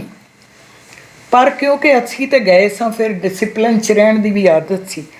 ਮੈਂ ਉਹ ਜਿਹੜੀ ਮੇਰੀ ਸਹੇਲੀ ਇੱਥੋਂ ਗਈ ਸੀ, ਕਾਮਰੇਡ ਦਸੰਦਾ ਸਿੰਘ, ਮੈਂ ਉਹਨਾਂ ਨੂੰ ਕਿਹਾ ਇੱਦਾਂ ਕਰੋ, ਮੈਨੂੰ ਨਾ ਤੁਸੀਂ ਇਹ ਬੋਲੀਆਂ ਦੇ ਦਿਓ, ਤੇਰੇ ਖੰਡ ਦਾ ਪਲੇਥਣ ਲਾਵਾਂ ਵੀਰ ਤੇਰੇ ਫੁਲਕੀਆਂ। ਦੂਜਿਆਂ 'ਚੋਂ ਹੀ ਚੁਣਨੀਆਂ ਪੈਣੀਆਂ ਸੀ, ਮੈਂ ਇਸ ਤਰ੍ਹਾਂ ਦੀ ਚੁਣ ਲਈ, ਤੇਰੇ ਹਮੇਲ ਬਣ ਜਾਵਾਂ ਸੋਨੇ ਦੇ ਤਵੀਤਾਂ ਵਾਲੇ, ਐਸੀ 2 ਮੈਂ ਲਈ, ਨਾ ਕੋਈ ਪੈਰ ਆਵੇ ਨਾ ਕੁਛ ਨਾ। ਪਰ ਉਹਨੂੰ ਮੈਂ ਕਮਰੇ 'ਚ ਲੈ ਜਾਣਾ, ਮੈਨੂੰ ਥੋੜ੍ਹਾ ਥੋੜ੍ਹਾ ਦੱਸ, ਮੈਨੂੰ ਕੁਛ ਆ ਗਿਆ। ਚਲੋ ਉੱਥੇ ਫਿਰ ਅਸੀਂ 1 ਮਹੀਨਾ ਕੀਤੀ। ਉੱਥੇ ਹੀ ਤੇਰਾ ਸਿੰਘ ਚੰਨ ਹੋਰੀ ਤੇ ਮਿਲੇਦਾਰ ਜੀ ਨਹੀਂ ਸਨ, ਮੇਰੇ ਖਿਆਲ ਮਾਤਾ ਜੀ ਸਨ, ਸ਼ਹਿਦਾਰ ਜੀ ਵੀ ਸਨ, ਨਵਤੇਜ ਵੀ ਸਨ, ਓਮਾ ਭੈਣ ਜੀ ਸਨ। ਉਦੋਂ ਆਨੰਦ ਸਾਹਿਬ ਦੀ ਵਾਈਫ ਵੀ ਆਏ ਸੀ, ਮਿਲਾ ਭੈਣ ਜੀ, ਉਰਮਲਾ ਹੋਰੀ, ਇੱਕ ਇਹਨਾਂ ਦੀ ਭੈਣ। ਖਾਣਾ ਸਾਡਾ ਦਾਰ ਜੀ ਦੇ ਘਰ ਹੁੰਦਾ ਸੀ ਟੇਬਲ ਦੇ ਉੱਤੇ, ਕਿਉਂਕਿ ਉਹ ਵੈਸਟਰਨ ਸਾਰਾ ਸੀ, ਡਾਈਨਿੰਗ ਟੇਬਲ ਵਗੈਰਾ ਉਸ ਤਰ੍ਹਾਂ ਹੀ, ਅਚਾਰ ਬੜੇ ਪਏ ਹੋਣੇ। ਉਸ ਤੋਂ ਬਾਅਦ ਫਿਰ ਅਸੀਂ ਉਹ ਜਿੱਥੇ ਪ੍ਰੈਸ ਆ ਦਰਸ਼ਨ ਸਿੰਘ ਦੀ, ਉੱਥੇ ਆ ਜਾਣਾ ਰਿਹਰਸਲ। ਉਹ ਫਿਰ ਬੜਾ ਐਕਟਿਵਲੀ ਚਲੋ ਅਸੀਂ ਕਰਨ ਲੱਗ ਪਏ। ਮਹੀਨੇ ਕੁ ਬਾਅਦ ਉੱਥੇ ਪੜਾਅ ਸੀ, ਉੱਥੇ ਹੋਇਆ, ਸੁਰਿੰਦਰ ਕੌਰ ਆਏ।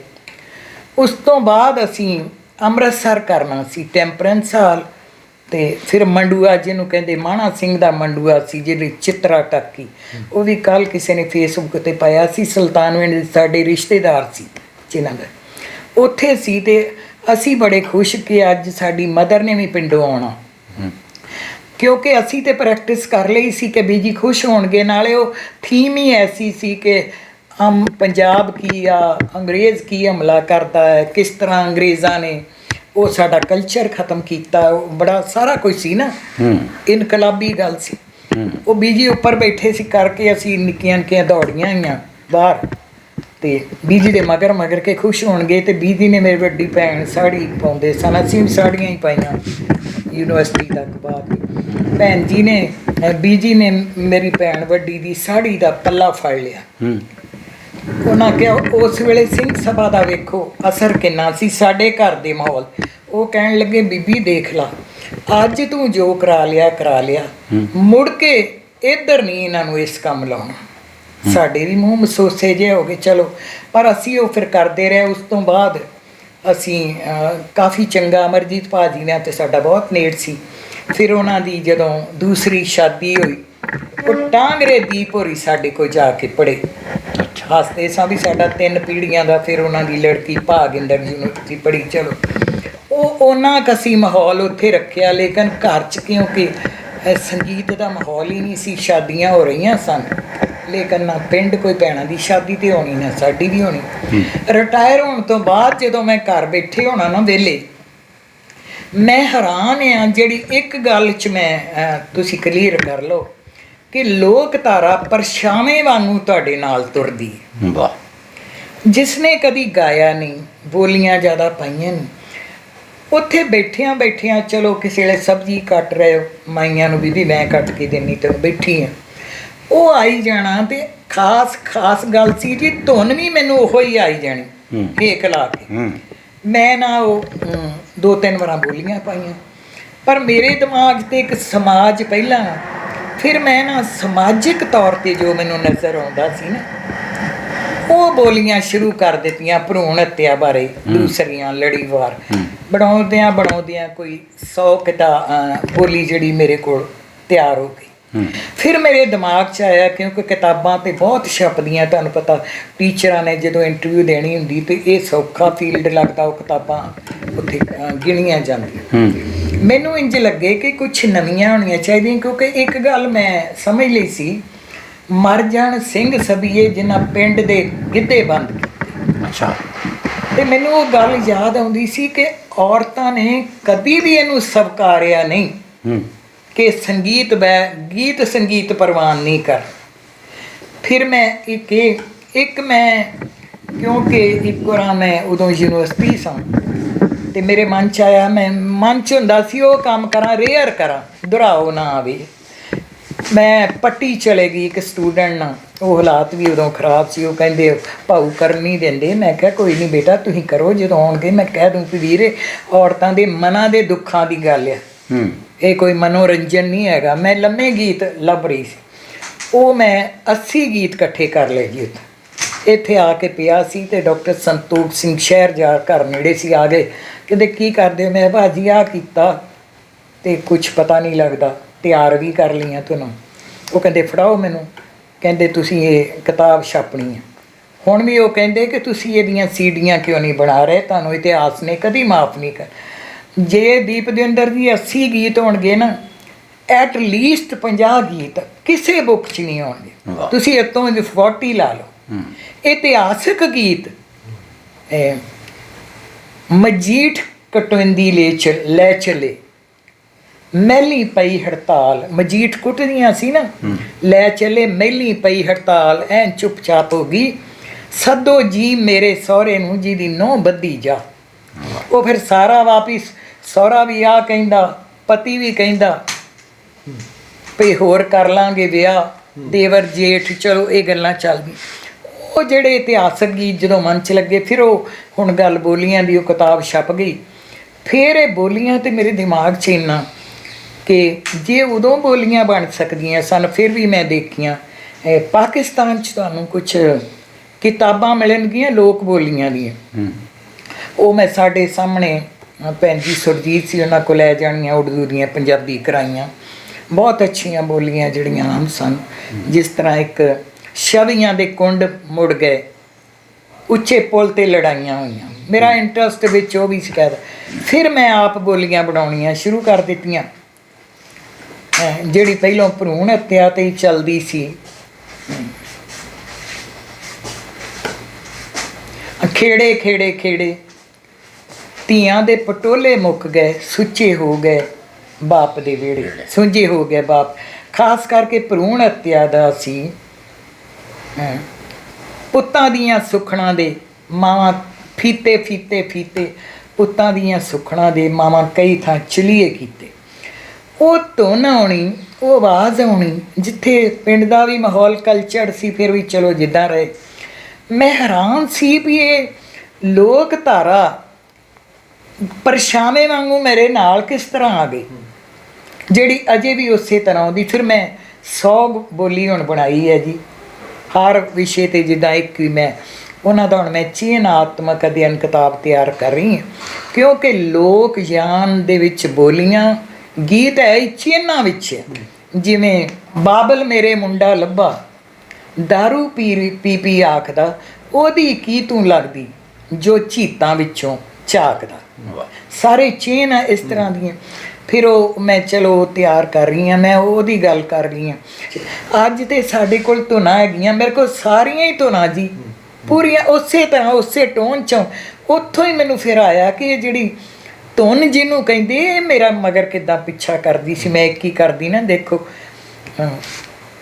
ਰਾਜ ਫਰੰਗੀ ਦਾ ਨਹੀਂ ਰਹਿਣਾ, ਜ਼ੁਲਮ ਬਦੇਸ਼ੀ ਨਹੀਂ ਸਹਿਣਾ, ਗੋਰੇ ਰਾਜ ਦੀ ਖੈ ਹੋਣੀ, ਲੋਕਾਂ ਦੀ ਪਈ ਜੈ ਹੋਣੀ, ਗੋਰਿਆਂ ਨੇ ਲੁੱਟ ਲੁੱਟ ਕੇ ਸਾਡੇ ਕੀਤੇ ਪੜੋਲੇ ਖਾਲੀ, ਸਾਡੇ ਕੀਤੇ ਪੜੋਲੇ। ਅਖੀਰ 'ਚ ਗੋਰਾ ਭਾਵੇਂ ਤੋਪਾਂ ਭੀੜ ਲੈ ਆਸਾਂ, ਇੱਦਾਂ ਦੀਆਂ ਟਿਊਨਾਂ। ਬਾਕੀ ਆਈਆਂ ਹਾੜੀਆਂ, ਜਦੋਂ ਸਾਨੂੰ ਇੱਕ ਵਾਰ ਇੱਥੇ ਵੀ ਬੁਲਾਇਆ ਥੋੜ੍ਹੇ 2-3, ਉਦੋਂ ਹੀ ਮੈਂ ਕਿਹਾ, ਸਾਰੇ ਆਏ ਸੀ ਆਰਟਿਸਟ, ਅਤੇ ਮੈਂ ਕਿਹਾ ਵੀ ਜੇ ਅਸੀਂ ਇਹ ਸਾਰੀਆਂ ਸਮੇਤ ਧੁਨਾਂ ਅਮਰ ਪੰਜਾਬ ਹੀ ਮੁੜ ਕੇ ਅਮਰ ਕਰ ਦੇਣ ਨਾ, ਕੇਵਲ ਧਾਲੀਵਾਲ ਹੋਰਾਂ ਕੋਲ ਤੇ ਸਾਰਾ ਕੁਛ ਤਿਆਰ ਆ, ਅਤੇ ਅੱਜ ਸਾਡੇ ਕੋਲ ਟਿਊਨਾਂ ਹੈਗੀਆਂ, ਅਤੇ ਫਿਰ ਉਹ ਟਿਊਨਾਂ ਨਹੀਂ ਹੋਣਗੀਆਂ। ਲਿਖਤੀ ਪਾਠ ਤੇ ਹੈਗੇ ਆ, ਪੁਸਤਕਾਂ ਵੀ ਤਿਆਰ ਹੋਈਆਂ, ਪਰ ਟਿਊਨਾਂ ਵਾਲੇ ਬੰਦੇ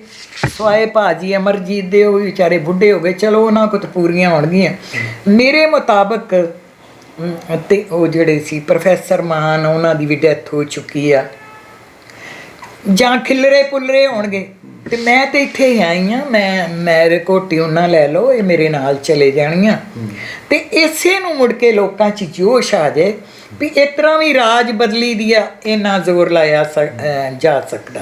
ਆਈਆਂ ਹਾੜੀਆਂ, ਆਈਆਂ ਹਾੜੀਆਂ ਕੇ ਚੰਗੀਆਂ ਦੇ ਹਾੜੀਆਂ ਨੀ, ਆਈਆਂ ਹਾੜੀਆਂ ਲਾਟੇਰਾਂ ਦਈਏ ਜਵਾਰ ਦੀਆਂ। ਆ ਹੁਣ 2 ਕੁ ਮਹੀਨਿਆਂ 'ਚ ਹੀ ਭੁੱਲ ਗਈਆਂ ਜੇ, ਆਉਂਦੀਆਂ ਸਾਰੀਆਂ ਧੁਨਾਂ ਆਉਂਦੀਆਂ। ਸਮਾਜ ਦਾ ਡਿਸਕਰੇਜ ਹੋਇਆ ਬੰਦਾ ਉੱਠ ਨਹੀਂ ਸਕਦਾ, ਬਹੁਤੇ ਨਹੀਂ ਉੱਠ ਸਕਦੇ, ਅਸੀਂ ਵੀ ਕਿੱਥੇ ਉੱਠ ਸਕੇ ਹਾਂ। ਇਹੋ ਹੀ ਪੰਜਾਬੀ ਵਿਭਾਗ 'ਚ ਸੀ, ਸਾਰਾ ਟਾਈਮ ਲੰਘ ਗਿਆ। ਜਿਹੜਾ ਅੱਗੇ ਨਹੀਂ ਹੋਏਗਾ ਉਹਦਾ ਤੇ ਐਮਫਿਲ ਦਾ ਥੀਸਿਸ ਇੰਚਾਰਜ ਬਣਾਉਂਦੇ ਹੁੰਦੇ ਸੀ, ਉਹ ਸਾਰੇ ਬਣੀ ਜਾਣ। ਮੇਰੇ ਕੋਲ ਡਾਕਟਰ ਧਰਮ ਸਿੰਘ ਬਣੀ ਜਾਏ, ਬਲਜੀਤ ਕੌਰ ਬਣੀ ਜਾਏ, ਜਿੰਨੇ ਮੈਨੂੰ ਹੁਣ ਨਾਮ ਭੁੱਲਦੇ ਪ੍ਰੋਫੈਸਰਾਂ ਦੇ, ਦਲਜੀਤ ਸਿੰਘ ਹੋਰੀ ਲੈ ਲਓ, ਰਾਈ ਸਾਹਿਬ, ਸਾਰੇ ਹੁੰਦੇ ਸੀ। ਲੇਕਿਨ ਮੈਨੂੰ ਪਤਾ ਹੀ ਨਹੀਂ ਸੀ ਕਿ ਆਪ ਜਾ ਕੇ ਲੈਣਾ ਜਾਂ ਮੈਂ ਬਣਾ, ਮੈਂ ਕਿਉਂ ਬਣਾ। ਫਿਰ ਉਹ ਕਿਸੇ ਦਾ ਇੱਕ ਵਾਰ ਪਤਾ ਨਹੀਂ ਕੀ ਸੀ, ਥੋੜ੍ਹਾ ਜਿਹਾ ਰਹਿੰਦਾ, ਮੈਂ ਪੂਰਾ ਕਰ ਲਿਆ। ਅਤੇ ਉਹ ਲੇਖ ਕਹਿੰਦੇ ਤੂੰ ਤਾਂ ਅੱਛਾ ਲਿਖ ਸਕਦੀ ਹੈ। ਮੈਂ ਕਿਹਾ ਅੱਛਾ ਡਾਕਟਰ ਸਾਹਿਬ, ਚਲੋ ਮਿਹਰਬਾਨੀ। ਸੋ ਇਹ ਮੈਂ ਜ਼ਰੂਰ ਚਾਹੁੰਦੀ ਹਾਂ ਸਮਾਜ ਵਿੱਚ ਕਿ ਘੱਟੋ ਘੱਟ, ਬਹੁਤਾ ਨਹੀਂ, ਇਨਾਮ ਸਨਮਾਨਾਂ ਦੀ ਤਾਂ ਕੋਈ ਸੋਚਿਆ ਨਹੀਂ ਨਾ, ਉਹ ਵੀ ਗੱਲ ਨਾ ਹੋਵੇ, ਲੇਕਿਨ ਇੱਕ ਪਛਾਣ ਜੀ ਜ਼ਰੂਰ ਹੋਵੇ। ਅਨੇਕਾਂ ਜਿਨ੍ਹਾਂ ਦੇ ਅੰਦਰ ਕੁਛ ਹੁੰਦਾ ਹੈ, ਕਲਾ, ਸੰਗੀਤ, ਲਿਟਰੇਚਰ, ਬਹੁਤ ਕੁਛ ਹੁੰਦਾ। ਅਗਰ ਉਹਨਾਂ ਬੇਪਛਾਣੇ ਰਹਿ ਜਾਣਗੇ, ਫਿਰ ਉਹ ਇੱਕ ਤਾਂ ਉਹ ਰੁੱਲ ਜਾਏਗਾ, ਉਹ ਪੀਸ ਜਿਹੜੇ ਸਾਰੇ ਅਸੀਂ ਕੁਛ ਦੇ ਨਹੀਂ ਸਕਾਂਗੇ। ਜਿੱਥੋਂ ਤੁਹਾਨੂੰ ਲੱਗੇ ਕੋਈ ਨਵਾਂ ਲੜਕਾ, ਨਵੀਂ ਲੜਕੀ, ਨਵੀਂ ਔਰਤ ਆਈ ਹੈ, ਉਹਨੂੰ ਇਨਕਰੇਜ ਕਰੋ। ਉਦੋਂ ਸੁਣ ਲਓ, ਬਾਅਦ 'ਚ ਕਹੋ ਇਹਨੂੰ ਥੋੜ੍ਹਾ ਜਿਹਾ ਅੱਗੇ ਪਿੱਛੇ ਕਰ ਦਿਓ ਲਾਈਨ ਨੂੰ। ਅਤੇ ਜਿਹੜੀ ਮੈਂ ਗੱਲ ਮੁਕਾਤੀ ਆ ਕਿ ਵਰਕਸ਼ਾਪਾਂ ਜ਼ਰੂਰ, ਮੈਂ ਕਿੰਨੀ ਵਾਰਾਂ ਕਿਹਾ ਦੀਪ ਦਵਿੰਦਰ ਹੋਰਾਂ ਨੂੰ, ਕਿੰਨੀ ਵਾਰਾਂ, ਅੱਛੇ ਕਹਾਣੀਕਾਰ ਪੈਦਾ ਹੋਣਗੇ। ਅੱਜ ਫੇਸਬੁੱਕ 'ਤੇ ਕਿੰਨੇ ਲੋਕ ਆਉਂਦੇ ਆ, ਕਿੰਨੇ ਮਿਹਨਤੀ ਆਉਂਦੇ ਆ, ਤੁਸੀਂ ਉਹਨਾਂ ਨੂੰ ਬਸ ਜਰਾ ਗਾਈਡ ਹੀ ਕਰਨਾ, ਰਾਹ ਹੀ ਮੋੜਨਾ।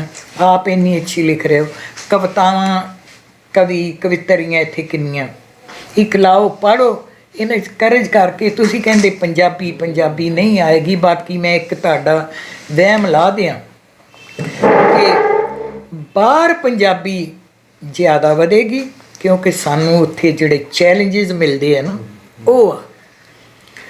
ਇੱਕ ਪੰਜਾਬੀ ਰਹੇਗੀ ਗੁਰੂ ਗ੍ਰੰਥ ਸਾਹਿਬ ਕਰਕੇ, ਕਿਉਂਕਿ ਉਹ ਤਾਂ ਪੜ੍ਹਨਾ ਹੀ ਆ, ਉਹ ਪੜ੍ਹਨਗੇ ਬੱਚੇ। ਲੇਕਿਨ ਘਰਾਂ ਦੇ ਵਿੱਚ ਜਿੱਥੇ 4-4 ਪੰਜਾਬੀ ਵਾਲੇ, ਜੇ ਕੋਈ ਬੱਚਾ ਜਿਹੜਾ ਉਹ ਪੰਜਾਬੀ ਨਾ ਪੜ੍ਹਦਾ, ਨਾ ਪੰਜਾਬੀ ਦਾ ਉਹਨਾਂ ਨੂੰ ਵਰਡ ਪਤਾ ਲੱਗਦਾ। ਮੈਂ ਆਪਣੇ ਘਰ ਦੀ ਮਿਸਾਲ ਦੇ ਦਾਂਗੀ। ਸਾਡੀ ਨੂੰਹ ਬੇਟੀ ਬੜੀ ਧਾਰਮਿਕ ਹੈ, ਉਹ ਪਾਠ ਕਰਦੇ ਆ ਰੋਜ਼, ਗੁਰੂ ਗ੍ਰੰਥ ਸਾਹਿਬ ਦੀ ਬੀੜ ਹੈ, ਨਿਯਮ ਨਾਲ ਕਰਦੇ ਆ। ਲੇਕਿਨ ਮੈਂ ਨਹੀਂ ਕਰਦੀ, ਪਰ ਮੈਂ ਉਹਦੀ ਮਦਰ ਵੀ ਕਰਦੇ। ਜਦੋਂ ਮੈਂ ਕਹਿੰਦੀ ਭੈਣ ਜੀ ਵੀ ਮੈਂ ਪਾਠ ਨਹੀਂ ਕਰਦੀ, ਉਹ ਕਹਿੰਦੇ ਨਹੀਂ ਤੁਸੀਂ ਬਹੁਤ ਉੱਚੇ ਹੋ ਕਿਉਂਕਿ ਤੁਹਾਡਾ ਜੀਵਨ ਉਹਦੇ ਮੁਤਾਬਕ। ਮੈਂ ਕਿਹਾ ਮੈਂ ਤਾਂ ਇਹੋ ਹੀ ਪੜ੍ਹਿਆ ਸੀ ਕਿ ਗੁਰਬਾਣੀ ਅਨੁਸਾਰ ਜੀਵਨ ਨੂੰ ਢਾਲੋ, ਤੁਹਾਡੇ ਮਨ ਵਿੱਚ ਉਹ ਗੱਲਾਂ ਆਉਣ, ਅਤੇ ਫਿਰ ਉਹ ਕੀਤਾ ਗਿਆ ਅਤੇ ਉਹ ਪਾਠ ਤੱਕ ਆ। ਲੇਕਿਨ ਕੋਈ ਵੀ ਸ਼ਬਦ, ਸਾਡੇ 2 ਗ੍ਰੈਂਡ ਸਨ, ਉਹ ਇੱਥੇ ਸਪਰਿੰਗਡੇਲ ਪੜ੍ਹਦੇ ਆ, ਉੱਥੇ ਬੜਾ ਪੰਜਾਬੀ ਦੇ ਕਰਦੇ ਨਾਟਕ, ਵਰਡਸ ਨਥਿੰਗ, ਨੋਟ ਏ ਸਿੰਗਲ ਵਰਡ। ਅਸੀਂ ਰੋਜ਼ ਇਕੱਠੇ ਖਾਣਾ ਖਾਂਦੇ ਹਾਂ। ਮੈਂ ਕਹਿੰਦੀ ਹਾਂ ਛੋਟਾ ਜਿਹਾ ਸ਼ਬਦ ਦੱਸਿਓ ਦਾ, ਉਹ ਕਹਿੰਦੇ ਨਹੀਂ। ਸੋ ਇਹ ਹੁਣ ਤੁਹਾਨੂੰ ਕਰਨਾ ਪਏਗਾ ਵੱਡੇ ਲੇਖਕਾਂ ਨੂੰ ਕਿ ਆਪਣੀ ਮਾਂ ਬੋਲੀ ਦਾ ਹਾਲ ਕੀ ਆ, ਜਾ ਕੇ ਵੇਖੋ ਘਰਾਂ ਦੇ ਵਿੱਚ। ਤੁਸੀਂ ਕਿਤੇ ਇੱਥੇ ਸਾਡੇ ਰੋਜ਼ ਗਾਰਡਨ, ਉਹ ਨੂੰਹ ਵੱਲੋਂ ਹੁੰਦਾ, ਤੁਸੀਂ ਸੈਰ ਕਰੋ। ਮੈਂ ਜਾਂਦੀ ਨਹੀਂ, ਖੈਰ ਜਦੋਂ ਮੈਂ ਜਾਵਾਂ ਹੈਰਾਨ ਹੋ ਗਏ ਕਿ ਉਹ ਸਾਰੀਆਂ ਸਿੱਖੀ ਹੋਣਗੀਆਂ। ਚਲੋ ਅੱਜ ਕੱਲ੍ਹ ਉਹ ਵਾਲਾਂ ਦੀ ਕਟਿੰਗ, ਉਹ ਤਾਂ ਕੋਈ ਵੀ ਜਿਵੇਂ ਵੀ ਕੋਈ ਰਹਿ ਸਕਦਾ, ਨੋ ਓਬਜੈਕਸ਼ਨ ਸਾਡਾ ਕੋਈ। ਸਾਰਿਆਂ ਨੇ ਹਿੰਦੀ 'ਚ ਫਟਾਫਟ ਤੁਰੀਆਂ ਜਾਂਦੀਆਂ। ਮੈਨੇ ਆਪਕੋ ਕਹਾ ਥਾ ਨੋ, ਜਾਂ ਇੰਗਲਿਸ਼ ਜਾਂ ਹਿੰਦੀ। ਪੰਜਾਬੀ ਅੱਜ ਤੱਕ ਮੈਂ ਕਿਸੇ ਸੈਰ ਕਰਨ ਵਾਲੀ ਅੱਧ ਖੜਾ ਔਰਤ ਕੋਲੋਂ ਉਹ ਹਾਂ ਯਥ ਮੈਂ ਕਹਿੰਦੀ ਸ਼ਾਇਦ ਮੈਂ ਇਕੱਲੀ ਇੱਥੇ ਤੁਰੀ ਜਾਂਦੀ ਹਾਂ ਪੰਜਾਬੀ ਬੋਲਣ ਵਾਲੀ। ਸੋ ਮੈਂ ਨਹੀਂ ਚਾਹੁੰਦੀ ਪੰਜਾਬੀ ਹਿੰਦੀ ਦੀ ਥਾਂ ਹਿੰਦੀ ਉਹ ਬੱਚਿਆਂ ਨੂੰ ਫਿਰ ਮੈਂ ਇਹ ਵੀ ਕਹਿੰਦੀ ਹਾਂ। ਮੈਂ ਕਿਹਾ ਮੈਂ ਤੁਹਾਨੂੰ ਇੱਕ ਗੱਲ ਦੱਸਦੇ ਹਾਂ, ਪਹਿਲੀ ਗੱਲ ਜਿਹਦੀ ਮਦਰ ਟੰਗ ਸਟਰੋਂਗ ਹੈ ਨਾ, ਉਹਦੇ ਉੱਤੇ ਇੰਗਲਿਸ਼ ਬਣਨੀ ਹੈ। ਮੈਂ ਕਿਹਾ ਸੀ ਪੰਜਾਬੀ ਪੜ੍ਹੀ ਨਾ ਸ਼ੁਰੂ ਤੋਂ, ਉਹਦਾ ਕਾਰਨ ਹੈ ਕਿ ਬਾਅਦ 'ਚ ਮੈਨੂੰ ਉਹ ਸਮਝਦੇ ਆ ਕਿ ਸਿਰਫ ਇਹ ਪੰਜਾਬੀ ਆ ਸਾਡੇ ਕੋਲ, ਮੋਮ ਡਜ਼ਨਟ ਨੋ ਇੰਗਲਿਸ਼। ਫਿਰ ਮੈਂ ਜਦੋਂ ਕਹਿੰਦੀ ਹਾਂ ਇੰਗਲਿਸ਼ ਕੋਈ ਵਰਡ ਕੋਈ ਐਨੀਥਿੰਗ, ਅਤੇ ਫਿਰ ਮੈਂ ਕਹਿੰਦੀ ਵੀ ਇਹ ਕਿਉਂ ਆਈ, ਕਿਉਂਕਿ ਮੇਰੇ ਥੱਲੇ ਪੰਜਾਬੀ ਸੀ। ਸੋ ਮੇਰੇ ਬੱਚਿਓ ਤੁਹਾਡਾ ਸਬਜੈਕਟ ਵੀ ਆ, ਆਓ ਮੇਰੇ ਕੋਲ ਪੜ੍ਹੋ। ਮੈਂ ਜੱਫੀਆਂ ਪਾ ਪਾ ਕੇ ਪੜ੍ਹਾਉਂਦੀ ਹਾਂ। ਉਹਦਾ ਕਾਰਨ ਪਤਾ ਨਹੀਂ ਆਲ ਓਵਰ ਵਰਲਡ ਜੋ ਵਰਤਾਰਾ ਚੱਲ ਰਿਹਾ ਬਾਹਰ, ਤੇ ਉਹ ਸਾਡੇ 'ਚੋਂ ਸਾਡੀ ਉਪਰਾਮਤਾ ਵੀ ਆ। ਸਾਨੂੰ ਗੁਰਦੁਆਰਿਆਂ 'ਚ ਉੱਥੇ ਲਾਉਂਦੇ ਆ, ਥੋੜ੍ਹਾ ਜਿਹਾ ਸਿੱਖਿਆ ਵੀ ਦਿੰਦੇ ਆ, ਸਭ ਕੁਛ ਆ। ਅਸੀਂ ਤੇ ਬੜੀ ਗੈਰ ਰਸਮੀ ਮੁਲਾਕਾਤ ਵਾਸਤੇ ਹੀ ਡਾਕਟਰ ਇਕਬਾਲ ਕੁਲਸੌਂਦ ਹੋਰਾਂ ਵੱਲ ਅਤੇ ਪ੍ਰਿੰਸੀਪਲ ਨਰੋਤਮ ਸਿੰਘ ਹੋਰਾਂ ਨੂੰ ਮਿਲਣ ਆਏ ਸੀਗੇ।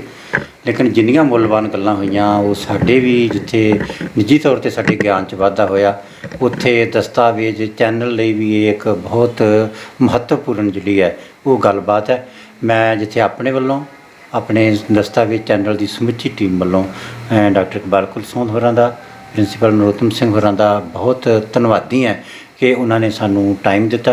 ਉਸਤਾਦ ਹਾਂਜੀ ਭਾਜੀ ਆਜੋ। ਕੀ ਗੱਲ ਬੜਾ ਪਰੇਸ਼ਾਨ ਜਿਹਾ ਲੱਗ ਰਿਹਾ? ਪਰੇਸ਼ਾਨੀ ਭਾਜੀ, ਪਰੇਸ਼ਾਨੀ ਤਾਂ ਹੈਗੀ ਆ, ਨਾ ਕੁਝ ਨਵਾਂ ਪੜਨ ਨੂੰ ਤੇ ਨਾ ਵੇਖਣ ਨੂੰ।